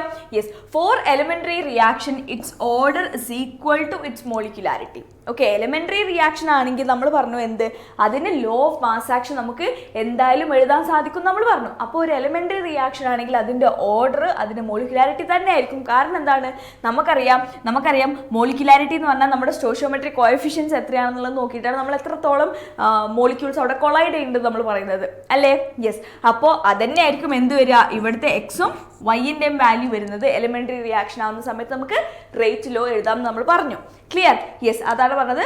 ഒരു എലിമെൻ്ററി റിയാക്ഷൻ ആണെങ്കിൽ അവിടെ order is equal to its molecularity തന്നെ ആയിരിക്കും. Okay, yes. Next one, relation between different rate constants. എന്താണ് റിലേഷൻഷിപ്പ് ഡിഫറെൻറ്റ് റേറ്റ് കോൺസ്റ്റൻസ് ആയിട്ടുള്ളത് എന്നാണ് ചോദിച്ചത്. ഓക്കെ, ഒരു റിയാക്ഷൻ എഴുതുന്ന സമയത്ത് ഞാനൊരു മെയിൻ പോയിന്റ് ഞാൻ പറയാൻ മറന്നത് എന്താണെന്ന് വെച്ചാൽ നമുക്കറിയാം N1A, N2B, K, N2C, N4D. Okay, ഇതിൻ്റെ ഡിഫറൻഷ്യൽ റേറ്റ് ഇക്വേഷൻ ഞാൻ എഴുതുന്ന സമയത്ത് എനിക്ക് എങ്ങനെ എഴുതാൻ പറ്റും? നമ്മുടെ A, okay, concentration of A divided by dt എന്താണ്? നമുക്കറിയാം റിയാക്റ്റൻസിൻ്റെ കോൺസെൻട്രേഷൻ കുറഞ്ഞുകൊണ്ടിരിക്കുകയായിരിക്കും, പ്രൊഡക്റ്റിൻ്റെ കോൺസെൻട്രേഷൻ കൂടിക്കൊണ്ടിരിക്കുകയായിരിക്കും. കറക്റ്റ് അല്ലേ? റിയാക്റ്റൻസിൻ്റെ കോൺസെൻട്രേഷൻ കുറയും, പ്രൊഡക്റ്റിൻ്റെ കോൺസെൻട്രേഷൻ കൂടുകയാണ് ചെയ്യുന്നത്. കറക്റ്റ് അല്ലേ? യെസ്. ആൻഡ് ഇവിടെ 1/, നമ്മൾ എങ്ങനെയാണ് ഇവിടെ റേറ്റ് ഇക്വേഷൻ എഴുതാന്ന് ചോദിച്ചാൽ 1/n1 -1/n1 × dA/dt എന്താണ്? നമ്മുടെ എത്രത്തോളം എന്റെ കോൺസെൻട്രേഷൻ കുറയുന്ന റേറ്റ് ഉണ്ടോ അതേ റേറ്റിലായിരിക്കും ബിന്റെ എന്ത് കുറയുന്നത്? കോൺസെൻട്രേഷൻ കുറയുന്നത്. അതേ റേറ്റിലായിരിക്കും എന്ത്? നമ്മുടെ സിന്റെ കോൺസെൻട്രേഷൻ കൂടുന്നതും ഡിന്റെ കോൺസെൻട്രേഷൻ കൂടുന്നതും. ക്ലിയർ? യെസ്. ഇതാണ് നമ്മുടെ ഈ ചാപ്റ്ററിൽ നമ്മൾ മെയിനായിട്ട് നമ്മൾ പറയുന്ന കാര്യം. എന്താണിത്? ഏതൊരു റേറ്റിലാണോ നമ്മുടെ എന്റെ കോൺസെൻട്രേഷൻ കുറയുന്നത് അതേ റേറ്റിലായിരിക്കും ബിന്റെ കോൺസെൻട്രേഷൻ കുറയുന്നത്, അതേ റേറ്റിലായിരിക്കും സിന്റെ കോൺസെൻട്രേഷൻ കൂടുന്നത് ആൻഡ് ഡിന്റെ കോൺസെൻട്രേഷൻ കൂടുന്നത്. Okay, yes. നമ്മളിവിടെ നെഗറ്റീവ് ഇട്ടത് എന്താണ്? ടോട്ടൽ റേറ്റ് പോസിറ്റീവ് ആവാൻ വേണ്ടിയിട്ടാണ് നമ്മളിവിടെ നെഗറ്റീവ് ഇടുന്നത്. ക്ലിയർ? Okay, yes. ഈ റിയാക്റ്റൻസിന്റെ കോൺസെൻട്രേഷൻ ഡിക്രീസ് ചെയ്യാണ്, അതുകൊണ്ടാണ് ഇവിടെ ഈ നെഗറ്റീവ് വാല്യൂ നമ്മൾ ഇവിടെ ഇട്ട് കൊടുക്കുന്നത്. ക്ലിയർ ആണോ? യെസ്. അപ്പോൾ ഇതാണ് നമ്മൾ പറയുന്നത്. ആൻഡ് ഇത് എന്തിന് ഈക്വൽ ആയിരിക്കും? നമ്മുടെ K into concentration of A power X concentration of B power Yക്ക് ഈക്വൽ ആയിരിക്കും. ഇതായിരിക്കും നമ്മുടെ റേറ്റ് ഉണ്ടായിരിക്കുക. ക്ലിയർ അല്ലേ? യെസ്. അപ്പോൾ ഇനി എനിക്ക് എന്ത് എഴുതാൻ പറ്റും? ഇവിടെ ഈ ഒരു റിയാക്ഷന്റെ ടോട്ടൽ K ആണ് ഈ തന്നിരിക്കുന്നത്. ക്ലിയർ? യെസ്. ഇനി ഇതിന്റെ K എന്ന് പറഞ്ഞാൽ അത് എന്തിന് ഈക്വൽ ആയിരിക്കും? K1. ഓക്കെ, Ka എന്ന് പറഞ്ഞാൽ എന്തിന് ഈക്വൽ ആയിരിക്കും? K into stoichiometric coefficient of A. Clear? Yes. ഇതിന്റെ റേറ്റ് നമുക്ക് എങ്ങനെ എഴുതാം? K into stoichiometric coefficient of A ആയിരിക്കും നമ്മുടെ ഡിക്രീസ് ഇൻ കോൺസെൻട്രേഷൻ ഓഫ് എന്റെ റേറ്റ് എന്ന് പറയുന്നത്. ക്ലിയർ? യെസ്. അതുപോലെ തന്നെ ഡിക്രീസ് ഇൻ കോൺസെൻട്രേഷൻ ഓഫ് ബിന്റെ റേറ്റ് കോൺസ്റ്റന്റ് എന്തായിരിക്കും? K into stoichiometric coefficient of B. Clear? അതുപോലെ എനിക്ക് എന്ത് എഴുതാം? Kc equal to K into stoichiometric coefficient of C and Kd equal to K into stoichiometric coefficient of D. Clear? ഇതാണ് നമ്മുടെ different rate constants തമ്മിലുള്ള relationship നമ്മൾ പറയുന്നത്. Okay, ഈ ഒരു ഡിക്രീസ് ഇൻ കോൺസെൻട്രേഷൻ ഓഫ് എന്റെ റേറ്റിന്റെ റേറ്റ് കോൺസ്റ്റന്റ് എന്ന് പറയുന്നത് നമ്മുടെ ടോട്ടൽ റിയാക്ഷൻ്റെ rate constant into stoichiometric coefficient of എയും ഇങ്ങനെ നമുക്ക് ഓരോന്നിൻ്റെതും എഴുതാനായിട്ട് സാധിക്കും. ക്ലിയർ ആണോ? യെസ്. ഓക്കെ. അപ്പോൾ ഇതാണ് നമ്മുടെ ഈ ഒരു റേറ്റ് ഇക്വേഷനിൽ നമ്മൾ എഴുതുന്ന കാര്യം. Okay, yes. Okay, next one. ഇനി നമുക്കുള്ളത് zero order reaction. Okay, zero order റിയാക്ഷനെ കുറിച്ചിട്ടാണ് നമ്മൾ നെക്സ്റ്റ് പഠിക്കാനായിട്ട് പോകുന്നത്. സീറോ ഓർഡർ റിയാക്ഷൻ ഞാൻ പറഞ്ഞപ്പോൾ തന്നെ നമുക്കറിയാം എന്ത്? R is equal to K into, ഇപ്പോൾ ഒരു റിയാക്ഷൻ A ഗിവ്സ് B ആണെങ്കിൽ ഓക്കെ A പവർ 0 ആയിരിക്കും. ഇതാണ് എന്ത്? നമുക്കൊരു സീറോ ഓർഡർ റിയാക്ഷൻ്റെ കേസ് നമുക്ക് പറയാനായിട്ട് സാധിക്കുന്നത്. Definition: the rate of reaction in which the reaction in which the rate of a reaction is independent of concentration of reactance. ഇവിടെ നിങ്ങൾക്ക് നോക്കി അറിയുമ്പോൾ ഇവിടെ പവർ 0 ആണ്. പവർ 0 എന്ന് പറഞ്ഞാൽ അതിന് എന്തെങ്കിലും മീനിങ് ഉണ്ടോ? R ഈക്വൽ ടു K ആയിരിക്കും. ഇവിടെ എന്താണ് ഈ റേറ്റ് എന്ന് പറയുന്നത്? കോൺസെൻട്രേഷൻ ഓഫ് എനെ ഇൻഡിപെൻഡന്റ് ആണ്. ക്ലിയർ? കോൺസെൻട്രേഷൻ ഓഫ് എനെ ഇവിടെ ഡിപ്പെൻഡ് ചെയ്യുന്നില്ല എന്ന് നമുക്ക് പറയാനായിട്ട് സാധിക്കും. ക്ലിയർ ആണോ? യെസ്. ഓക്കെ, അപ്പോൾ ഇതാണ് എന്ത്? നമ്മുടെ സീറോ ഓർഡർ റിയാക്ഷൻ എന്ന് നമ്മൾ പറയുന്നത്. Okay, yes. നെക്സ്റ്റ്, ഇനി ഇതിന്റെ ഇന്റഗ്രേറ്റഡ് റേറ്റ് ഇക്വേഷൻ നമ്മൾ ചെയ്തു കഴിഞ്ഞാൽ നമുക്ക് എന്താണ് കിട്ടുന്നത്? K0 equal to 1/T into A0 minus A. Clear? ഈ ഇന്റഗ്രേഷൻ ഇക്വേഷൻ എഴുതുന്ന നമുക്ക് ഒരു ആ ഒരു ഡെറിവേഷൻ ഒന്നും നമുക്ക് അറിയേണ്ട കാര്യമില്ല. നമുക്കറിയാം ഇങ്ങനെയാണ് നമ്മൾ എഴുതുന്നത്. R is equal to K into A power 0 എന്ന് നമ്മൾ എഴുതും. സ്മോൾ ലെറ്റർ R ആയിക്കോട്ടെ. Okay, rate. Okay, that's equal to K into A power 0 ആണെന്ന് നമുക്കറിയാം. ആൻഡ് അതിനെ നമ്മൾ ഇൻ്റഗ്രേറ്റ് ചെയ്യുന്ന സമയത്ത് നമുക്ക് കിട്ടുന്നതാണ് എന്ത്? K0 equal to A0 minus A divided by T. Okay, ഇവിടെ K0 എന്ന് പറഞ്ഞാൽ എന്താണ്? Rate constant for zero order reaction. Rate constant for എന്താണ്? Zero order reaction. ക്ലിയർ? ഈ റിയാക്ഷനെ ഞാൻ ഇങ്ങോട്ട് എടുക്കുകയാണെങ്കിൽ K0T equal to A0 minus A എന്ന് എനിക്ക് പറയാം. ക്ലിയർ അല്ലേ? യെസ്. ഓക്കെ, ഇനി ഞാൻ എനെ ഇങ്ങോട്ട് എടുത്തു കഴിഞ്ഞാൽ A will be equal to A0 minus K0T എന്ന് വരും. ക്ലിയർ? ഈ റിയാക്ഷൻ ഈ ഒരു ഇക്വേഷൻ നിങ്ങൾ നോക്കിക്കഴിഞ്ഞാൽ നമുക്കറിയാം y equal to mx plus C ടേമിലാണ് ഈ ഒരു റിയാക്ഷൻ ഉള്ളത്. ക്ലിയർ? ഈ ഒരു ഇക്വേഷൻ ഉള്ളത്. ഓക്കെ, ഇതിനെ ഞാൻ ഇനി ഗ്രാഫ് പ്ലോട്ട് ചെയ്യുകയാണെങ്കിൽ എങ്ങനെ വരും? y ആക്സിസിൽ എനിക്ക് കോൺസെൻട്രേഷൻ ഓഫ് റിയാക്റ്റൻ്റ് ഉണ്ട്, x ആക്സിസിൽ എനിക്ക് ആരുണ്ട്? ടൈമും ഉണ്ട്. ക്ലിയർ? യെസ്. മൈനസ് KT ആണ്, അതായത് സ്ലോപ്പ് ഇവിടെ നെഗറ്റീവ് ആണെന്ന് പറഞ്ഞാൽ നമുക്ക് ഇങ്ങനെയായിരിക്കും നമ്മുടെ ഗ്രാഫ് ഉണ്ടായിരിക്കുക. ആൻഡ് നമുക്കിവിടെ ഒരു വൈ ആക്സിസിലെ ഇൻ്റർസെപ്റ്റിൻ്റെ വാല്യൂ തന്നിട്ടുണ്ട്. അപ്പോൾ എന്തായിരിക്കും ഇത് നമ്മൾ എക്സ്ട്രാപോളേറ്റ് ചെയ്ത് കഴിഞ്ഞാൽ നമുക്ക് ഇവിടെ കിട്ടുന്ന വാല്യൂ എന്താണ്? ഡെൽറ്റ A0 ആയിരിക്കും. ടൈം T0 ആയ സമയത്താണല്ലോ A0 ഉണ്ടാവുക. സോറി, A0യും Aയും എന്താണെന്ന് ഞാൻ പറഞ്ഞില്ല. T എന്ന് പറഞ്ഞാൽ ടൈമാണ്, A0 എന്ന് പറഞ്ഞാൽ എന്താണ്? ഇനീഷ്യൽ കോൺസെൻട്രേഷൻ ആണ്. എന്താണ് ഇനീഷ്യൽ കോൺസെൻട്രേഷൻ? A എന്ന് പറഞ്ഞാൽ final concentration. Clear? Yes. Okay. അപ്പോൾ ഇവിടെ കിട്ടുന്നത് എന്തായിരിക്കും? നമുക്ക് A0 ആയിരിക്കും ടൈം T0 ആവുന്ന സമയത്ത്. Okay, yes. അപ്പോൾ ഇങ്ങനെയാണ് നമ്മൾ എന്ത് വരയ്ക്കുക? നമ്മുടെ 0 ഓർഡറിൻ്റെ ഗ്രാഫ് നമ്മൾ പ്ലോട്ട് ചെയ്യുന്നത് ഇങ്ങനെയായിരിക്കും. നമുക്ക് കാണാം ഗ്രാഫ്സ് ഒക്കെ. യെസ്. ഇനി അതിന് മുന്നേ നമുക്ക് ചെയ്യേണ്ടത് ഹാഫ് ലൈഫാണ്. ഹാഫ് ലൈഫ് എന്ന് പറഞ്ഞാൽ എന്താണ്? അവിടെ നമ്മുടെ റിയാക്റ്റൻറ്റിൻ്റെ കോൺസെൻട്രേഷൻ എത്രയായിരുന്നോ, സേ 100 ആയിരുന്നെങ്കിൽ, റിയാക്റ്റൻറ്റിൻ്റെ കോൺസെൻട്രേഷൻ 100 ആയിരുന്നെങ്കിൽ അത് 50 ആവാൻ എടുക്കുന്ന സമയം. Clear? Yes. The time taken for the concentration of the reactant reduce to half of its value. ഈ 100 എന്നുള്ളത് 50 ആവാൻ എത്ര സമയം എടുത്തു, അതാണ് എന്ത്? ആ റിയാക്ഷൻ്റെ ടി ഹാഫ് അല്ലെങ്കിൽ ഹാഫ് ലൈഫ് എന്ന് നമ്മൾ പറയുന്നത്. ക്ലിയർ? യെസ്. ഒരു ഫസ്റ്റ് ഓർഡർ റിയാക്ഷന് അതിൻ്റെ ഹാഫ് ലൈഫിൻ്റെ ഇക്വേഷൻ എന്താണ്? T half is equal to A0 divided by 2K0. അപ്പോൾ നമുക്ക് എന്ത് പറയാം? ഇവിടെ A0 എന്ന് പറഞ്ഞാൽ നമുക്കറിയാം ഇനീഷ്യൽ കോൺസെൻട്രേഷൻ ആണ്. അതായത് ഇവിടെ ടി ഹാഫ് ആരെ ഡിപ്പെൻഡ് ചെയ്യുന്നുണ്ട്? നമ്മുടെ ഇനീഷ്യൽ കോൺസെൻട്രേഷനെ ഡിപ്പെൻഡ് ചെയ്യുന്നുണ്ട്. ആര്? T half. Clear? T half നമ്മുടെ എന്തിനെ ഡിപ്പെൻഡ് ചെയ്യുന്നുണ്ട്? നമ്മുടെ ഇനീഷ്യൽ കോൺസെൻട്രേഷനെ ഡിപ്പെൻഡ് ചെയ്യുന്നുണ്ട്. ക്ലിയർ? Okay, yes. അപ്പോൾ ഇത്രയും ഒരു കാര്യങ്ങളൊക്കെയാണ് നമുക്ക് അറിയേണ്ടതായിട്ടുള്ളത്. നമുക്ക് ഇനി ഒരു ക്വസ്റ്റ്യൻ നോക്കാം. Okay, yes. ഓക്കെ, അപ്പോൾ നമുക്കിനി ഇത്രയും കാര്യങ്ങളൊക്കെയാണ് നമ്മൾ ഇതിൽ അറിയേണ്ടത്. യെസ്. ഇനി നമുക്ക് ഒരു ക്വസ്റ്റ്യൻ നോക്കാം. എന്താണ് ഇതിലുള്ളത്? When initial concentration of reactant is doubled, half life period of A 0 order reaction is. നമുക്കറിയാം നമ്മുടെ ടി ഹാഫിൻ്റെ ഇക്വേഷൻ എന്താണ്? A0 divided by 2K0. എന്താ പറഞ്ഞത്? Initial concentration of the reactant double ചെയ്താൽ, initial concentration of the reactant 2A0 ആക്കി കഴിഞ്ഞാൽ എന്താണ് സംഭവിക്കുക എന്നുള്ളതാണ് ക്വസ്റ്റ്യൻ. ഓക്കെ, ഇത് നമുക്കറിയാം നമ്മുടെ ആദ്യത്തെ ടി ഹാഫ് ആണ്. ഇത് ആദ്യത്തെ ടി ഹാഫ് എന്താവും? ഡബിൾ ആവും. ക്ലിയർ? നമ്മുടെ ആൻസർ എന്തായിരിക്കും ഇവിടെ? ആൻസർ എന്താണ്? It is also got doubled. Clear അല്ലേ? യെസ്. ഓക്കെ, ഇവിടെ എന്ത് സംഭവിക്കും? ഡബിൾ ആവും. Okay, yes. നെക്സ്റ്റ്. യെസ്. അപ്പോൾ ഇതാണ് നമ്മുടെ ഗ്രാഫ്സ്. ഓക്കെ, ഞാൻ പറഞ്ഞു എന്താണ്? R=KR0 ആയിരിക്കും നമുക്കുള്ള ഇക്വേഷൻ. R=KR0 ആയിരിക്കും നമുക്കുള്ള ഇക്വേഷൻ എന്ന് ഞാൻ പറഞ്ഞു. ക്ലിയർ അല്ലേ? യെസ്. R=KR0 എന്ന് പറഞ്ഞു കഴിഞ്ഞാൽ എന്താണ് ആ റിയാക്ഷൻ? ആ റിയാക്ഷൻ എന്താണ്? നമ്മുടെ റേറ്റ് വൈ ആക്സിസിലും ആറിനെ നമ്മൾ എക്സ് ആക്സിസിലും എടുത്തു കഴിഞ്ഞാൽ ഒരു കോൺസ്റ്റന്റ് ഇൻറ്റു R0 ആണ് നമുക്ക് കാണാം.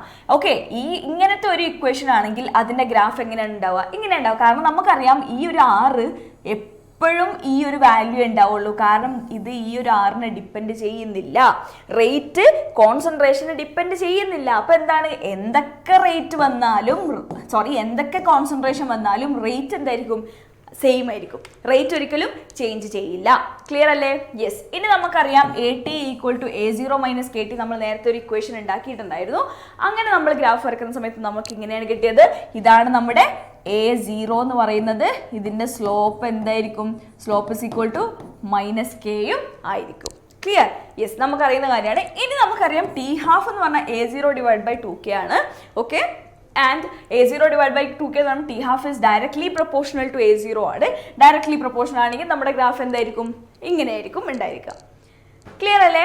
യെസ്. ഇപ്പോൾ തന്നെ നമുക്ക് ചോദിക്കുന്നതാണ്, ടി ഹാഫിൻ്റെ കൂടെ ചോദിക്കുന്നതാണ് T 100% കൺസ്യൂം ചെയ്യാൻ വേണ്ടിയിട്ട് എത്ര സമയം എടുത്തു എന്നുള്ള കാര്യം. Okay, yes. അത് എത്രയായിരിക്കും? 2 × T half ആയിരിക്കും. ക്ലിയർ? 2 × T half എന്ന് പറഞ്ഞാൽ A0/K ആയിരിക്കും, അല്ലെങ്കിൽ 2 × T half നമുക്ക് എഴുതാനായിട്ട് സാധിക്കും. ഓക്കെ, ഇനി നമ്മുടെ ഈ ഒരു റേറ്റ് കോൺസ്റ്റന്റിന്റെ യൂണിറ്റ് എന്താണെന്ന് ചോദിച്ചാൽ mole per litre per second അല്ലെങ്കിൽ ATM/സെക്കൻഡ് ആയിരിക്കും നമ്മുടെ ഈ ഒരു 0 ഓർഡർ റിയാക്ഷൻ്റെ റേറ്റ് കോൺസ്റ്റന്റിന്റെ യൂണിറ്റ് വരുന്നത്. ഓക്കെ, എന്തായിരിക്കും? Mole per litre per second. നമുക്കറിയാം റേറ്റ് എന്ന് പറഞ്ഞാൽ നമുക്കറിയാം എന്താണ്? കോൺസെൻട്രേഷൻ ഡിവൈഡ് ബൈ ടൈം ആണ്. കോൺസെൻട്രേഷൻ ഡിവൈഡ് ബൈ ടൈം എന്ന് പറഞ്ഞാൽ എന്താണ്? Mole per litre per second ആണ്. Mole per litre per second ആണ് നമുക്ക് ഉണ്ടായിരിക്കുക. ഇവിടെ കോൺസെൻട്രേഷൻ വീണ്ടും വരാത്തത് കൊണ്ട് നമുക്ക് ആ ഒരു യൂണിറ്റ് തന്നെയാണ് ഇവിടെ ഉണ്ടാവുക. ഇനി ഗേഷ്യസ് റിയാക്ടൻസ് ആണെങ്കിൽ അവരുടെ കോൺസെൻട്രേഷൻ മാറ്റിയിട്ട് നമുക്ക് പ്രഷർ ആണെങ്കിലും എടുക്കാം. അപ്പോൾ എന്താവും atm/s ആയിരിക്കും അതിൻ്റെ യൂണിറ്റ് വരുന്നുണ്ടായിരിക്കാം. ക്ലിയർ അല്ലേ? Yes, okay. ഇനി നെക്സ്റ്റ് എന്താ നമുക്ക് ചെയ്യാനുള്ളത് നോക്കാം. Yes, okay. Next examples for zero order reaction. ഏതൊക്കെ റിയാക്ഷൻസ് ആണ് നമ്മുടെ സീറോ ഓർഡർ റിയാക്ഷൻ എക്സാമ്പിൾ ആയിട്ടുള്ളത് എന്നാണ് ക്വസ്റ്റ്യൻ.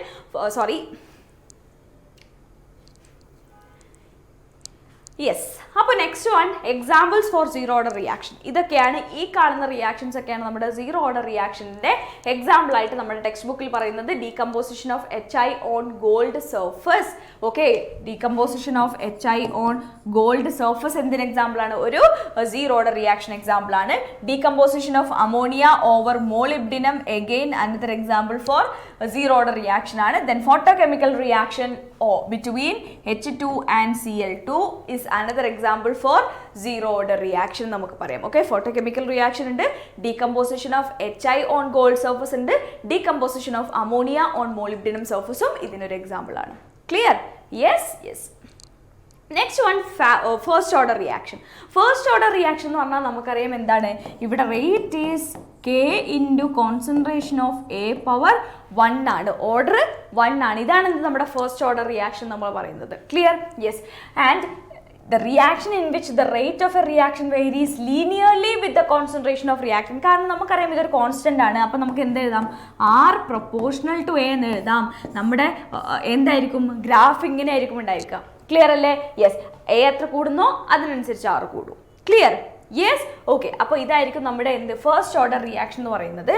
ആൻഡ് ഇതിൻ്റെ rate law integrated rate equation നമുക്ക് എന്താ പറയുന്നത്? ഇതിൻ്റെ ഇൻ്റഗ്രേറ്റഡ് റേറ്റ് ഇക്വേഷൻ ആണ് എന്ത്? നമ്മുടെ K1 is equal to 2.303/T log A0/A. Okay, K is equal to 2.303/T log A0/A. Clear? Yes. ഇതിൻ്റെ ഡെറിവേഷനും നമുക്ക് അറിയേണ്ട കാര്യമില്ല, നമുക്കിപ്പം ഈ ഇക്വേഷൻ മാത്രം പറഞ്ഞാൽ മതി. ഓക്കെ, ഈ A0/Aക്ക് പകരം എനിക്ക് വോള്യൂം എഴുതാം. ഓക്കെ, V0/V എന്ന് എഴുതാം.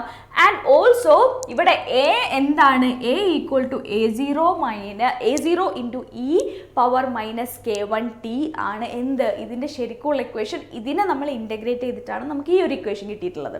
Okay, yes. എന്താണ്? A is equal to A0 into E⁻−K1T or E⁻−KT എന്ന് നമുക്ക് എഴുതാം. ഓക്കെ, K1 K0 എന്നൊക്കെ എഴുതുന്നത് ഫസ്റ്റ് ഓർഡറിൻ്റെ കോൺസ്റ്റൻ്റ് ആണ്, സീറോ ഓർഡറിൻ്റെ കോൺസ്റ്റൻ്റ് ആണെന്ന് മനസ്സിലാക്കാൻ വേണ്ടിയിട്ടാണ് നമ്മൾ അങ്ങനെ എഴുതുന്നത്. ഓക്കെ ആണോ? യെസ്. അപ്പോൾ ഇതാണ് നമ്മുടെ ഫസ്റ്റ് ഓർഡറിൻ്റെ റേറ്റ് ഇക്വേഷൻ നമുക്ക് വരുന്നത്. Okay, yes. ഇനി ഇതിൻ്റെ ഗ്രാഫ് നമ്മൾ വരയ്ക്കുന്ന സമയത്ത് നമുക്ക് എങ്ങനെയാണ് കിട്ടുക? ഞാൻ പറഞ്ഞു റേറ്റും റിയാക്റ്റൻറ്റും നമ്മൾ വരയ്ക്കുകയാണെങ്കിൽ നമുക്ക് ഇങ്ങനെ ഒരു ഗ്രാഫാണ് നമുക്ക് ഇവിടെ കിട്ടുന്നത്. ക്ലിയർ അല്ലേ? യെസ്. ആൻഡ് ഇവിടെ LNAT ഈ ഒരു ഇതിനെ എനിക്ക് എങ്ങനെ എഴുതാം? K1 is equal to 1/T ln A0/A എന്ന് നമുക്ക് എഴുതാം. ക്ലിയർ അല്ലേ?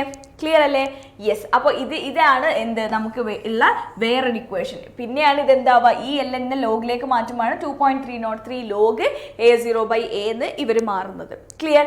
യെസ്. ആൻഡ് ഈ ഒരു ഇക്വേഷന് നമുക്ക് വരക്കാൻ പറ്റുന്ന ഗ്രാഫാണ് LNAT വേഴ്സസ് T ഗ്രാഫ് എന്ന് പറയുന്നത്. Okay, LNAT versus T graph എന്ന് പറയുന്നത്. ആൻഡ് ഇവിടെ നമുക്ക് എന്താ കിട്ടുക? ഇത് LNA0 ആയിരിക്കും. എന്താണ്? LNA0 ആയിരിക്കും ഇത്. ഓക്കെ, ഈ റിയാക്ഷനെ നമ്മൾ മാറ്റി എഴുതിയാൽ മതി. ഈ റിയാക്ഷനെ ഞാൻ എന്തെഴുതാണ്? K1 is equal to 1/T LNA0 minus ln A. Okay, ഞാൻ ഇങ്ങനെ എഴുതി. ഓക്കെ, ഇനി ഞാൻ എന്തെഴുതാണ് ഇതിനെ? K1T is equal to എന്തെഴുതാൻ പറ്റും? LNA0 മൈനസ് LNA എന്ന് എഴുതാൻ പറ്റും. LNA0 മൈനസ് LNA എന്ന് എഴുതാനായിട്ട് സാധിക്കും. ഇനി ഈ LNA എന്ന് ഞാൻ ഇങ്ങോട്ട് എടുത്തു കഴിഞ്ഞാൽ LNA at time T is equal to എന്തായിരിക്കും? LNA0 മൈനസ് K1T ആയിരിക്കും. ഇവിടെയും y ഈക്വൽ ടു mx+c ടേമിലാണ് ഇവിടെ ഉള്ളത്. വൈയിൽ നമുക്ക് LNA ഉണ്ടായിരിക്കും, എക്സിൽ നമുക്ക് T ഉണ്ടായിരിക്കും. ഇതായിരിക്കും നമ്മുടെ y ഇന്റർസെപ്റ്റ്, -k ആയിരിക്കും നമ്മുടെ സ്ലോപ്പ്. ക്ലിയർ? ഇവിടെ സ്ലോപ്പ് എന്താണ്? -k ആയിരിക്കും. ക്ലിയർ? Okay, yes.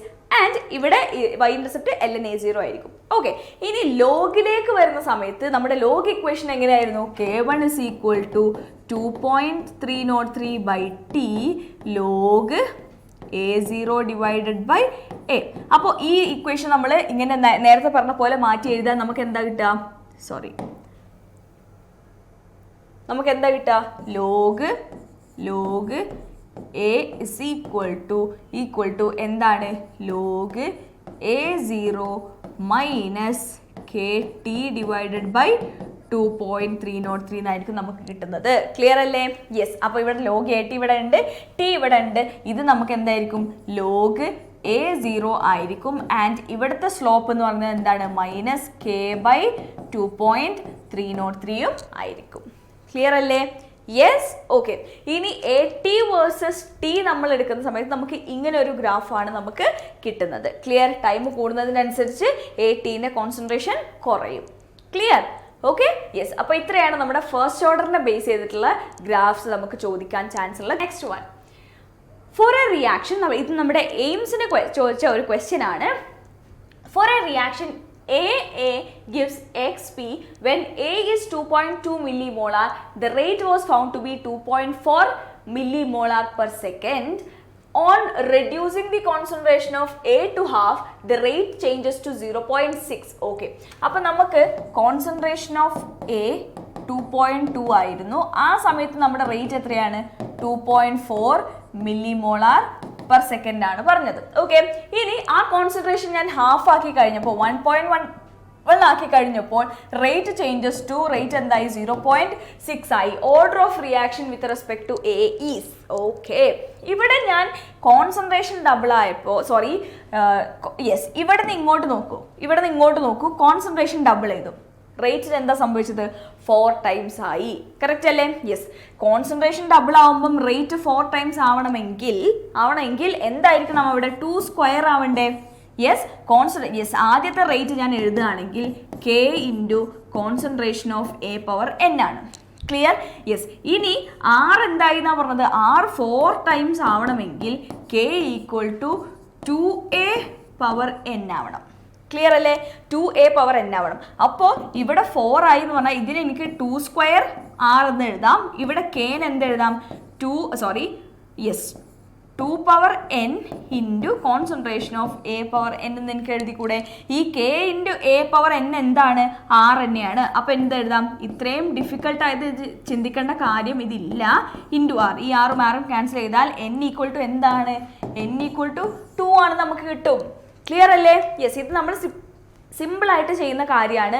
നമ്മുടെ കോൺസെൻട്രേഷൻ ഡബിളാക്കി കഴിഞ്ഞാൽ റേറ്റ് 4 ടൈംസ് ആവുകയാണെങ്കിൽ എന്താണ്? ഓർഡർ 2 ആണെന്നാണ് അതിൻ്റെ അർത്ഥം. കാരണം അവിടെ എന്താണ്? സ്ക്വയർ ആവുകയാണ് ചെയ്യുന്നത്. ക്ലിയർ അല്ലേ? യെസ്. ഈ ഒരു സ്റ്റെപ്സിന് നിങ്ങൾക്ക് അത് മനസ്സിലായിട്ടുണ്ടാവും എന്ന് വിചാരിക്കുന്നു. പ്രീവിയസ് ക്വസ്റ്റ്യനും നമുക്ക് ഇതുപോലെ തന്നെയാണ് നമ്മൾ ചെയ്തത്. Okay, yes. ഓക്കെ, അപ്പോൾ നമുക്ക് എന്ത് കിട്ടും? ഇവിടെ എന്നിൻ്റെ വാല്യൂ 2 ആണെന്ന് നമുക്ക് കിട്ടും. ഓക്കെ, എയിംസ് 2005 ചോദിച്ച ക്വസ്റ്റ്യൻ ആണിത്. യെസ്. നെക്സ്റ്റ്, ഇനി നമ്മൾ ടി ഹാഫ്, ഫസ്റ്റ് ഓർഡറിൻ്റെ ടി ഹാഫിനെ കുറിച്ച് നമ്മൾ പറഞ്ഞില്ല. ടി ഹാഫ് എന്ന് പറഞ്ഞാൽ നമുക്കറിയാം എന്താണ്? നമ്മുടെ റിയാക്റ്റൻറ്റിൻ്റെ കോൺസെൻട്രേഷൻ A0/2 ആവാൻ എടുക്കുന്ന സമയമാണ് എന്ത്? നമ്മുടെ ടി ഹാഫ്. ഇത് നമ്മൾ ചെയ്ത് നോക്കുന്ന സമയത്ത് നമുക്ക് എന്ത് കിട്ടും? k equal to 2.303/t half ഞാൻ എടുക്കുകയാണെങ്കിൽ ലോഗ് A0 ഡിവൈഡഡ് ബൈ 2 എന്ന് കിട്ടും. ഈ 2 മേലെ പോവും, A0യും ക്യാൻസൽ ആവും. അപ്പം ടി ഹാഫിൻ്റെ ഇക്വേഷനിലേക്ക് എന്ത് കിട്ടും? 2.303 ഇൻറ്റു 0.3010 ഡിവൈഡഡ് ബൈ k എന്ന് കിട്ടും. ഇതാണ് 0.693/k എന്ന് നമ്മൾ പറയുന്നത്. ക്ലിയർ? യെസ്. അപ്പോൾ ഇതാണ് എന്ത്? നമ്മുടെ ടി ഹാഫിൻ്റെ ഇക്വേഷൻ ഫസ്റ്റ് ഓർഡറിൽ എന്താണ്? 0.693 ഡിവൈഡഡ് ബൈ k. K1 ആയിരിക്കും നമ്മുടെ ഈ ഒരു ഫസ്റ്റ് ഓർഡർ റിയാക്ഷൻ്റെ ടി ഹാഫ് എന്ന് പറയുന്നത്. ക്ലിയർ അല്ലേ?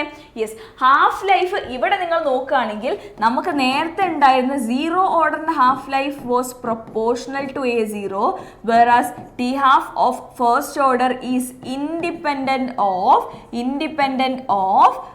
ഓഫ് എന്താണ്? ഇനീഷ്യൽ കോൺസെൻട്രേഷന് ഇൻഡിപെൻഡൻ്റ് ആണ് ആര്? നമ്മുടെ ഫസ്റ്റ് ഓർഡർ റിയാക്ഷൻ്റെ ടി ഹാഫ്. ക്ലിയർ? നെക്സ്റ്റ് നമുക്കുള്ളത് ക്യാരക്ടറിസ്റ്റിക്സ് ഓഫ് ഫസ്റ്റ് ഓർഡർ റിയാക്ഷനിൽ ഫസ്റ്റ് നമുക്ക് പറയേണ്ടത് എന്താണ്, നമ്മുടെ ഡിഗ്രി ഓഫ് ഡിസോസിയേഷന് ഒരു ഇക്വേഷൻ ഉണ്ട്. നമുക്ക് സീറോ ഓർഡറിനും ഫസ്റ്റ് ഓർഡറിനും ഡിഗ്രി ഓഫ് ഡിസോസിയേഷന് നമുക്കൊരു ഇക്വേഷൻ ഉണ്ട്. ആ ഇക്വേഷനാണ് ഇവിടെ കാണുന്നത്. Alpha is equal to KT divided by A0 ആണ് എന്തിൻ്റെ ഇക്വേഷൻ, നമ്മുടെ സീറോ ഓർഡർ റിയാക്ഷൻ ആണെങ്കിൽ ഡിഗ്രി ഓഫ് ഡിസോസിയേഷൻ്റെ ഇക്വേഷൻ ആയിട്ട് വരുന്നത്. നമുക്കറിയാം ഇൻവേഴ്സ്ലി പ്രൊപ്പോർഷണൽ ആണ്. ഇത് ഡിപ്പെൻഡ് ചെയ്യുന്നുണ്ട് ആരെ, നമ്മുടെ കോൺസെൻട്രേഷൻ ഓഫ് A0നെ ഡിപ്പെൻഡ് ചെയ്യുന്നുണ്ട്. ക്ലിയർ അല്ലേ? യെസ്. ഇനി ഫസ്റ്റ് ഓർഡർ റിയാക്ഷൻ നോക്കുകയാണെങ്കിൽ alpha equal to 1 minus E power minus KT ആണ്. ഇവിടെ എന്താണ്, ഇൻഡിപെൻഡൻ്റ് ആണ് നമ്മുടെ റിയാക്ടൻസിൻ്റെ കോൺസെൻട്രേഷൻ എന്ന് പറയുന്നത്. ക്ലിയർ അല്ലേ? Yes.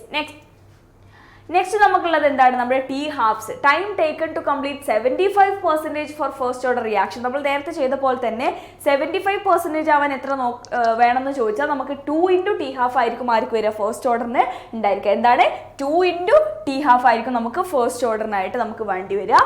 Then time taken to complete 87.5% of first order reaction ആണെങ്കിൽ 3 ഇൻറ്റു ടി ഹാഫ് ആയിരിക്കും നമുക്ക് ആവശ്യമായിട്ട് വരിക. Okay, yes. നമ്മുടെ സീറോ ഓർഡറിൻ്റെ കേസ് ആയ സമയത്ത് എന്തായിരുന്നു, നമ്മുടെ T100 എന്ന് പറഞ്ഞാൽ 300 ആയിരുന്നു 2 ഇൻറ്റു ടി ഹാഫ് എന്ന് പറയുന്നത്. കാരണം അവിടെ ഇനീഷ്യൽ കോൺസെൻട്രേഷൻ ഒന്നും ഡിപ്പെൻഡ് ചെയ്യുന്നുണ്ടായിരുന്നില്ല. ഇവിടെ ഫസ്റ്റ് ഓർഡറിൻ്റെ കേസ് നോക്കുന്ന സമയത്ത് ഇത് സീറോ ഓർഡറിൻ്റെ കേസാണ്, ഇത് സീറോ ഓർഡർ ആണ്. ഇപ്പോൾ സംസാരിച്ചുകൊണ്ടിരിക്കുന്നത് ഫസ്റ്റ് ഓർഡറിനെ കുറിച്ചാണ്. ഫസ്റ്റ് ഓർഡറിന് 75% ആവാൻ തന്നെ 2 ഇൻറ്റു ടി ഹാഫ് ടൈം വേണം. 87.5 ആവണമെങ്കിൽ 3 ഇൻറ്റു ടി ഹാഫ് വേണം. 99.9% ആവണമെങ്കിൽ 10 ഇൻറ്റു ടി ഹാഫ് ടൈം ആവശ്യമായിട്ടുണ്ട്. ക്ലിയർ അല്ലേ? യെസ്. നെക്സ്റ്റ് നമുക്കുള്ളത് നീറ്റിന് ചോദിച്ചൊരു ക്വസ്റ്റ്യൻ ആണ്. Yes. The rate constant for a first order reaction is K. The time T required for the completion of 99% of the reaction is given by 99. നമുക്കറിയാം നമുക്കുള്ള equation K equal to 2.303 by T log A0 divided by A. A0 divided by A ആണ് നമുക്കുള്ളത്. Clear അല്ലേ? Yes. ഇവിടെ നമുക്കറിയാം എന്താണ്, നമുക്ക് T ഇങ്ങോട്ട് എടുത്തിട്ട് ടി ആണ് നമുക്ക് കാണേണ്ടത് 2.303 by K log A0 divided by, okay, A0 100 ആണെങ്കിൽ 100 ഡിവൈഡഡ് ബൈ 1 ആണ് നമുക്ക് കിട്ടുക. കാരണം എന്താണ്, നമ്മൾ എടുക്കുന്നത് 100 ആണ്. 90% അവിടെ എന്ത് ചെയ്തു, 90% അവിടെ റിയാക്ട് ചെയ്തു, 99% അവിടെ റിയാക്ട് ചെയ്തു. നമ്മുടെ ഇനീഷ്യൽ കോൺസെൻട്രേഷൻ 100 ആണ്.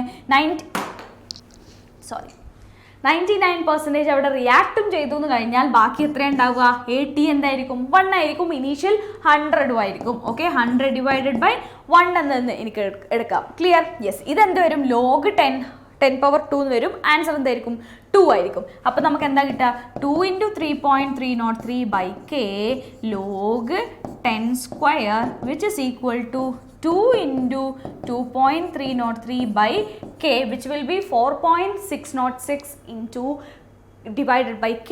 നമ്മുടെ ആൻസർ വിൽ ബി 3. ഓക്കെ, 3 ആയിരിക്കും നമ്മുടെ ആൻസർ വരുന്നത്. ഓക്കെ ആണോ? യെസ്. ക്ലിയർ?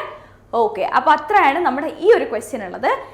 നെക്സ്റ്റ് നമ്മൾ പോകുന്നത് എങ്ങോട്ടാണ്, നമ്മുടെ ക്യാരക്ടറിസ്റ്റിക്സ് ഓഫ് ഫസ്റ്റ് ഓർഡർ റിയാക്ഷനിൽ നെക്സ്റ്റ് പോയിന്റ് നമുക്ക് ഡിസ്കസ് ചെയ്യാനുള്ളത്. ഇപ്പം നമുക്കറിയാം ഒരു റിയാക്ഷൻ A gives B ആണ്. ഓക്കെ, A gives B ആണ്. ഇനീഷ്യൽ കോൺസെൻട്രേഷൻ A0 ആണ്, ടൈം T0 ആയപ്പോൾ. ഓക്കെ, T0 സെക്കൻഡ്സ് ആയ സമയത്ത് എന്താണ് നമ്മുടെ ഇനീഷ്യൽ കോൺസെൻട്രേഷൻ A0 ആണെന്ന് തന്നിട്ടുണ്ട്. ക്ലിയർ?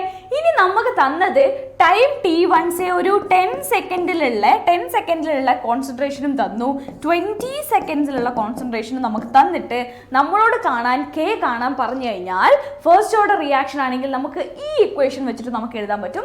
എങ്ങനെയാണ് എഴുതുക, 2.303 by T2 minus T1 into log A1 by A2, A1 by A2. ഇങ്ങനെയായിരിക്കും നമ്മൾ എന്ത് കാണുന്നത്, അതിൻ്റെ K വാല്യൂ കാണുന്നത് 2 ഡിഫറെൻറ്റ് ടൈമിലുള്ള കോൺസെൻട്രേഷൻ നമുക്ക് തന്നു കഴിഞ്ഞാൽ. ക്ലിയർ അല്ലേ? യെസ്. ഇനി ഈ സമയത്തുള്ള റേറ്റ് ആണ് തന്നതെങ്കിൽ, T1ൻ്റെയും T2ൻ്റെയും സമയത്തുള്ള റേറ്റ് ആണ് നമുക്ക് തന്നതെന്നുണ്ടെങ്കിൽ അപ്പോഴും നമുക്ക് സെയിം ഇക്വേഷൻ യൂസ് ചെയ്യാം. 2.303 divided by T2 minus T1 into log R1 by R2, rate 1 by rate 2. First ടൈമിലുള്ള റേറ്റ് ഡിവൈഡഡ് ബൈ സെക്കൻഡ് ടൈമിലുള്ള റേറ്റ്. ഈ ഒരു ഇക്വേഷൻസ് വളരെ ഇമ്പോർട്ടൻ്റ് ആണ്, നിങ്ങൾക്ക് അറിഞ്ഞിരിക്കേണ്ടതാണ്. ഇത് ബേസ് ചെയ്തിട്ട് നമുക്ക് ക്വസ്റ്റ്യൻസ് വരാറുണ്ട്. ക്ലിയർ അല്ലേ? യെസ്. Okay, yes. അപ്പോൾ അതാണ് നമ്മുടെ ഈ ഒരു അടുത്ത ക്യാരക്ടറിസ്റ്റിക്സ് നമുക്ക് പറയാനായിട്ട് സാധിക്കുന്നത്. ഓക്കെ, നെക്സ്റ്റ് നമ്മൾ പോകുന്നത് നമ്മുടെ പ്രഷർ, ഫസ്റ്റ് ഓർഡർ ഗ്യാസ് ആണ്, ഗേഷ്യസ് റിയാക്ടൻസ് ആണ് നമുക്കുള്ളത് എന്നുണ്ടെങ്കിൽ നമ്മുടെ ഫസ്റ്റ് ഓർഡർ റിയാക്ഷൻ എങ്ങനെയായിരിക്കും എന്നാണ് നമ്മൾ നോക്കുന്നത്. ഓക്കെ, B+C ആണെന്ന് മനസ്സിലായി. ഓക്കെ, ടൈം t=0 ആവുന്ന സമയത്ത് നമുക്കറിയാം ഇവിടെ A മാത്രമേ ഉള്ളൂ, അതിൻ്റെ പ്രഷർ മാത്രമേ അവിടെ ഉണ്ടാവുള്ളൂ. അത് ഞാൻ PI എന്നെടുത്താൽ ഇത് 0 ആണ്, ഇതും 0 ആണ്. ഇനി ടൈം T ആവുന്ന സമയത്ത് PIയിൽ നിന്നും ഒരു X അവിടെ കുറയും, ആ പ്രഷർ അവിടെ കുറയും, കാരണം അത്രയും Bയും Cയും അവിടെ ഉണ്ടായി. അപ്പോൾ X, Bൻ്റെ പ്രഷറും Cയുടെ പ്രഷറും X ആയിരിക്കും, കാരണം ഒക്കെ 1 മോൾ ആണ്. ഈ Bയോ Cയോ 2 മോൾസ് ആണെങ്കിൽ എനിക്കിവിടെ 2X എന്ന് എഴുതണമായിരുന്നു. ഓക്കെ, യെസ്, ഇവിടെ X കുറഞ്ഞാൽ ഇവിടെ 2X കുറയും, അങ്ങനെയായിരിക്കും അവരുടെ ഒരു എന്തുണ്ടായിരിക്കുക, അവരുടെ ഒരു കോഎഫിഷ്യൻസിൻ്റെ കാര്യം ഉണ്ടായിരിക്കുക. ഇവിടെ 1 മോൾ ആയത് കാരണം നമുക്ക് XX എന്ന് എഴുതിയാൽ മതി. ക്ലിയർ? യെസ്. ഇനി ഞാൻ ആ സമയത്തുള്ള P ടോട്ടൽ ഞാൻ കാണാൻ പറഞ്ഞാൽ എന്തായിരിക്കും? PI - X + X + X എന്താ നമുക്ക് കിട്ടുക? PI + X ആണ് നമുക്ക് കിട്ടുക. Xൻ്റെ വാല്യൂ നമുക്ക് ഇവിടുന്ന് PT - PI എന്ന് നമുക്ക് പറയാനായിട്ട് നമുക്ക് സാധിക്കും. ക്ലിയർ അല്ലേ? യെസ്. ഓക്കെ, ഇനി നമുക്കറിയാം നമ്മുടെ ഫസ്റ്റ് ഓർഡർ റിയാക്ഷൻ ആണ് നമ്മൾ നോക്കുന്നത്. ഫസ്റ്റ് ഓർഡർ റിയാക്ഷൻ്റെ K എന്ന് പറഞ്ഞാൽ 2.303/T log A0/A ആണ്. അതിവിടെ എന്തായിരിക്കും? PI/P ആയിരിക്കും. Clear? Initial pressure divide by final pressure ആയിരിക്കും. ഫൈനൽ പ്രഷർ Aൻ്റെ പ്രഷർ കേട്ടോ, PI - X ആയിരിക്കും. ഓക്കെ, അപ്പോൾ ഇവിടെ എന്ത് വരും? PI - Xനെ എനിക്ക് എങ്ങനെ എഴുതാം? Xൻ്റെ വാല്യൂ PT - P0 ആണ്. അപ്പോൾ PI - PT - PI വരും. അപ്പോൾ എന്ത് വരും? 2PI - PT എന്നായിരിക്കും Xൻ്റെ വാല്യൂ നമുക്ക് കിട്ടുന്നത്. എന്തിൻ്റെ വാല്യൂ? Xൻ്റെ വാല്യൂ കിട്ടുന്നത്. ഓക്കെ, ഇതിനെ ഈക്വൽ ടു എന്തെഴുതാം? 2.303/T log PI / 2PI - PT ആയിരിക്കും നമുക്ക് കിട്ടുന്ന ആൻസർ. ക്ലിയർ അല്ലേ? യെസ്. ഈ ഡെറിവേഷൻ ഒന്നും നമുക്ക് വേണ്ട. നിങ്ങൾക്ക് ആർക്കെങ്കിലും ഇത് ഓർമ്മ ഇല്ലാന്നുണ്ടെങ്കിൽ നിങ്ങളുടെ ഓർമ്മ പുതുക്കിയെന്നേ ഉള്ളൂ. ഈ ഒരു ഇക്വേഷൻ ആണ് നമുക്ക് ആവശ്യമായിട്ടുള്ളത്. ഓക്കെ, ഇത് വെച്ച് നമുക്ക് പ്രോബ്ലംസ് വരാറുണ്ട്. Okay, yes. നെക്സ്റ്റ് നമുക്കുള്ളത് എന്താണ്? നമ്മുടെ റേറ്റ് ഓഫ് റിയാക്ഷനിൽ നമ്മുടെ ടെമ്പറേച്ചറിൻ്റെ ഡിപ്പെൻഡൻസ് എന്താണെന്നുള്ള കാര്യമാണ്. നമ്മൾ ഫസ്റ്റ് പറഞ്ഞിട്ടുണ്ടായിരുന്നു നമ്മുടെ റേറ്റ് കോൺസ്റ്റന്റിനെ ആര് ഡിപ്പെൻഡ് ചെയ്യുന്നുണ്ട്? ടെമ്പറേച്ചർ ഡിപ്പെൻഡ് ചെയ്യുന്നുണ്ട് എന്ന കാര്യം നമ്മൾ ഫസ്റ്റ് പറഞ്ഞിട്ടുണ്ടായിരുന്നു. അതാണ് നമ്മൾ ഇവിടെ നോക്കുന്നത്. ഇവിടെ ഫസ്റ്റ് സെന്റൻസ് കണ്ടാൽ നിങ്ങൾക്ക് അറിയാം, ഓരോ 10 ഡിഗ്രി റൈസ് ഇൻ ടെമ്പറേച്ചറിലും റേറ്റ് കോൺസ്റ്റന്റ് നിയർലി ഡബിൾ ആവുന്നുണ്ട് എന്നാണ് പറയുന്നത്. ഓരോ 10 ഡിഗ്രി റൈസ് ഇൻ ടെമ്പറേച്ചറിലും റേറ്റ് കോൺസ്റ്റന്റ് ഡബിൾ ആവുന്നുണ്ട് എന്നാണ് പറയുന്നത്. ക്ലിയർ അല്ലേ? യെസ്. അതെങ്ങനെയാണെന്ന് നമുക്ക് നോക്കാം. യെസ്, നമുക്കൊരു അരീനിയസ് ഇക്വേഷൻ ഉണ്ട്. ഓക്കെ, ഇത് ബേസ് ചെയ്തിട്ടാണ് നമുക്ക് എന്തുള്ളത്? അരീനിയസ് ഇക്വേഷൻ ഉള്ളത്. അരീനിയസ് ഇക്വേഷൻ നമുക്ക് എല്ലാവർക്കും അറിയുന്നതാണ്. K = AE⁻⁻ ആണ്. Where K is the rate constant. Aനെ നമ്മൾ എന്താ പറയുന്നത്? എക്സ്പോണൻഷ്യൽ ഫാക്ടർ എന്നാണ് നമ്മൾ പറയുക. Okay, pre exponential factor. Okay, pre exponential factor എന്നാണ് നമ്മൾ Aനെ പറയുന്നത്. ഈ A എന്ന് പറഞ്ഞാൽ നമുക്കറിയാം അത് ആക്ടിവേഷൻ എനർജി ആണ്. ക്ലിയർ? എന്താണ്? ആക്ടിവേഷൻ എനർജി ആണ്. R യൂണിവേഴ്സൽ ഗ്യാസ് കോൺസ്റ്റന്റ് ആണ്. T ടെമ്പറേച്ചർ ആണ്. ഇത്രയും കാര്യങ്ങൾ നമുക്ക് അറിയുന്നതാണ്. ആൻഡ് ഇതിനെ നമ്മൾ ലോഗരിതത്തിന്റെ ടേംസിലേക്ക് മാറ്റി കഴിഞ്ഞാൽ നമുക്ക് എന്ത് കിട്ടും? lnK = lnA - EA/RT നമുക്ക് കിട്ടും. ഇതിനെ നമ്മൾ ലോഗിലേക്ക് മാറ്റി കഴിഞ്ഞാൽ log A - EA/2.303RT എന്നും നമുക്കിവിടെ കിട്ടും. ക്ലിയർ? യെസ്. ഇനി ഇതിൻ്റെ ഒക്കെ ഗ്രാഫ്സ് നമ്മൾ വരച്ചു കഴിഞ്ഞാൽ y = mx + c, y = mx + c ടേമിലാണ് ഇതുള്ളത്. y എന്തായിരിക്കും? y എന്തായിരിക്കും? log k ആയിരിക്കും. ആൻഡ് x എന്തായിരിക്കും? നമ്മുടെ 1/t ആയിരിക്കും നമ്മുടെ x ഉണ്ടായിരിക്കും. നമ്മുടെ സ്ലോപ്പ് എന്തായിരിക്കും? -EA/2.303 ആയിരിക്കും നമ്മുടെ സ്ലോപ്പ് വരുന്നത്. ആൻഡ് നമ്മുടെ y ഇന്റർസെപ്റ്റ് എന്തായിരിക്കും? log a ആയിരിക്കും y ഇന്റർസെപ്റ്റ് കിട്ടുന്നത്. ഓക്കെ, നമ്മളൊരു റിയാക്ഷൻ കണ്ടാൽ നമ്മൾ ചെയ്യുന്ന കാര്യങ്ങളാണ് ഇത്രയും. ആൻഡ് ഇനി നമുക്ക് ഒരു ഡിഫറെൻറ്റ് ടെമ്പറേച്ചർ തന്നിട്ട് അവിടെ നമ്മൾ റേറ്റ് കോൺസ്റ്റന്റ് കാണാൻ പറഞ്ഞാൽ നമുക്കുള്ള ഇക്വേഷൻ ആണ് log K2/K1 = EA/2.303 R into T2 - T1 / T1 T2. അല്ലെങ്കിൽ നമുക്ക് എങ്ങനെ എഴുതാം? log K2/K1 =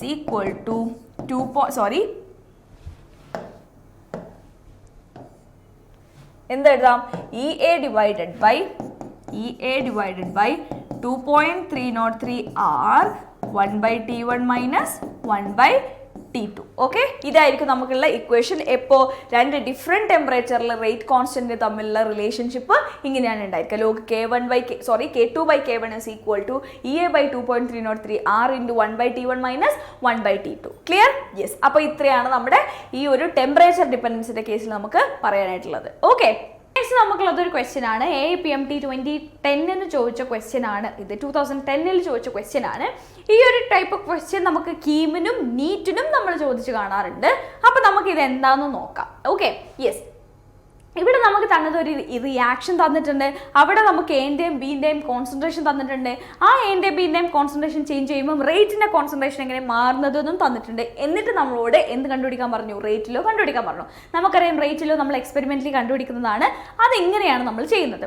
okay, yes. ഇത് നമ്മൾ ചെയ്യുന്ന സമയത്ത് നമ്മൾ നോക്കേണ്ടത് എന്താണെന്ന് വെച്ചാൽ, നമ്മൾ ആദ്യം ഏതെങ്കിലും ഒരു കോൺസെൻട്രേഷൻ ഫിക്സ് ചെയ്ത് വെച്ചിട്ട് മറ്റേ കോൺസെൻട്രേഷൻ മാറുമ്പോൾ എന്ത് സംഭവിക്കുന്നു നോക്കണം.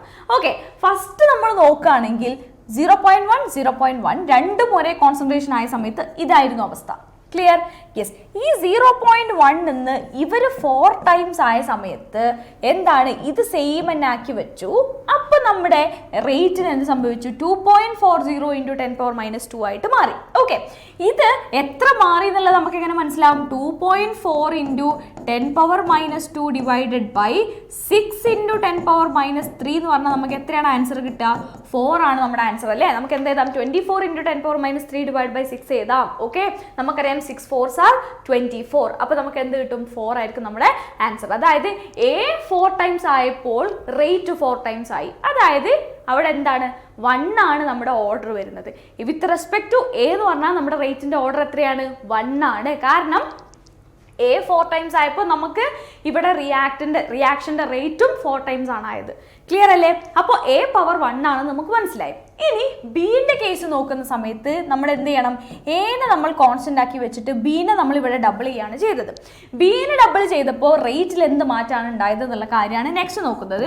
2.88 × 10⁻⁻1 ഡിവൈഡഡ് ബൈ 7.2 × 10⁻². എന്ന് പറഞ്ഞാൽ നമുക്ക് 28.8 × 10⁻² ഡിവൈഡ് ബൈ 7.2 എന്ന് എഴുതാം. അത് എത്രയാണ് നമുക്ക് കിട്ടുക? നമ്മുടെ ആൻസർ ഇവിടെ 4 ആയിരിക്കും. അതായത് ഇവിടെ ഇത് ഡബിൾ ആയ സമയത്ത് ഇത് 4 ടൈംസ് ആയി എന്ന് പറഞ്ഞാൽ വിത്ത് റെസ്പെക്ട് ടു ബി അതിൻ്റെ ഓർഡർ എത്രയായിരിക്കും? 2 ആയിരിക്കും. ഓർഡർ 2 ആകുമ്പോഴാണ് ഇവിടെ സ്ക്വയർ ആവുന്നത്. ഇത് 2 ഫോൾഡ് കൂടിയാൽ ഇവിടെ 4 ഫോൾഡാണ് നമ്മുടെ റേറ്റിൽ ചേഞ്ച് വന്നിരിക്കുന്നത് എന്ന് പറഞ്ഞാൽ എന്താണ്? അവിടെ എന്താ വരുന്നത്? അവിടെ എത്രയാണ് ഉണ്ടായിരിക്കുന്നത്? നമ്മുടെ 2 സ്ക്വയർ ആണ് അവിടെ മാറിയിരിക്കുന്നത്. അതായത് with respect to B order എന്തായിരിക്കും? 2 ആയിരിക്കും. അതുകൊണ്ട് തന്നെ നമ്മുടെ ഇക്വേഷൻ എന്താണ് വരിക? ഇവിടെ K × A power 1 B power 2 ആയിരിക്കും നമ്മുടെ answer. A power 1 B power 2 answer നമുക്ക് കിട്ടി. ആൻസർ എന്താണ്? ഓപ്ഷൻ A ആണ് നമ്മുടെ ആൻസർ. ക്ലിയർ അല്ലേ? യെസ്, ഡൗട്ട് ഇല്ലല്ലോ? ഓക്കെ, അപ്പോൾ ഇത്രയും ക്വസ്റ്റ്യൻസ് ആണ് നമ്മൾ ഈ ഒരു ചാപ്റ്റർ എന്നുള്ളത്. അപ്പോൾ നിങ്ങൾക്ക് എല്ലാവർക്കും മനസ്സിലായിട്ടുണ്ടാവും ഞാൻ വിചാരിക്കുന്നു. നിങ്ങൾക്ക് അറിയുന്ന പോലെ തന്നെ നമ്മുടെ ടെലഗ്രാമിൽ ടിപ്സും ട്രിക്സും ഒരുപാട് കാര്യങ്ങളും നമ്മൾ ഡിസ്കസ് ചെയ്യും. ആൻഡ് ഓരോ ചാപ്റ്ററിൻ്റെ PDFs-ഉം PPT-യും ഷോർട്ട് നോട്ട്സും എല്ലാം നമ്മൾ ഇടുന്നുണ്ട്. നമ്മുടെ ടെലഗ്രാം ചാനൽ ഉള്ള കുട്ടികൾക്കാണെങ്കിൽ നിങ്ങൾക്ക് മനസ്സിലാവുന്നുണ്ടായിരിക്കും. ആൻഡ് ഇതുവരെ ജോയിൻ ചെയ്യാത്ത കുട്ടികളാണെങ്കിൽ നമ്മുടെ ഡിസ്ക്രിപ്ഷൻ ബോക്സിൽ പോയിട്ട് വേഗം ജോയിൻ ചെയ്യുക. ആൻഡ് അതുവരെ stay tuned to our channel and subscribe. നിങ്ങൾക്ക് എന്താ യൂസ്ഫുൾ ആണെന്ന് തോന്നുന്നുണ്ടെങ്കിൽ നിങ്ങൾ ഫ്രണ്ട്സിനോടും ഷെയർ ചെയ്ത് കൊടുക്കാം. Okay, yes. അപ്പോൾ അത്രയേ ഉള്ളൂ. നെക്സ്റ്റ് വീഡിയോയിൽ കാണുന്നത് വരെ ബൈ.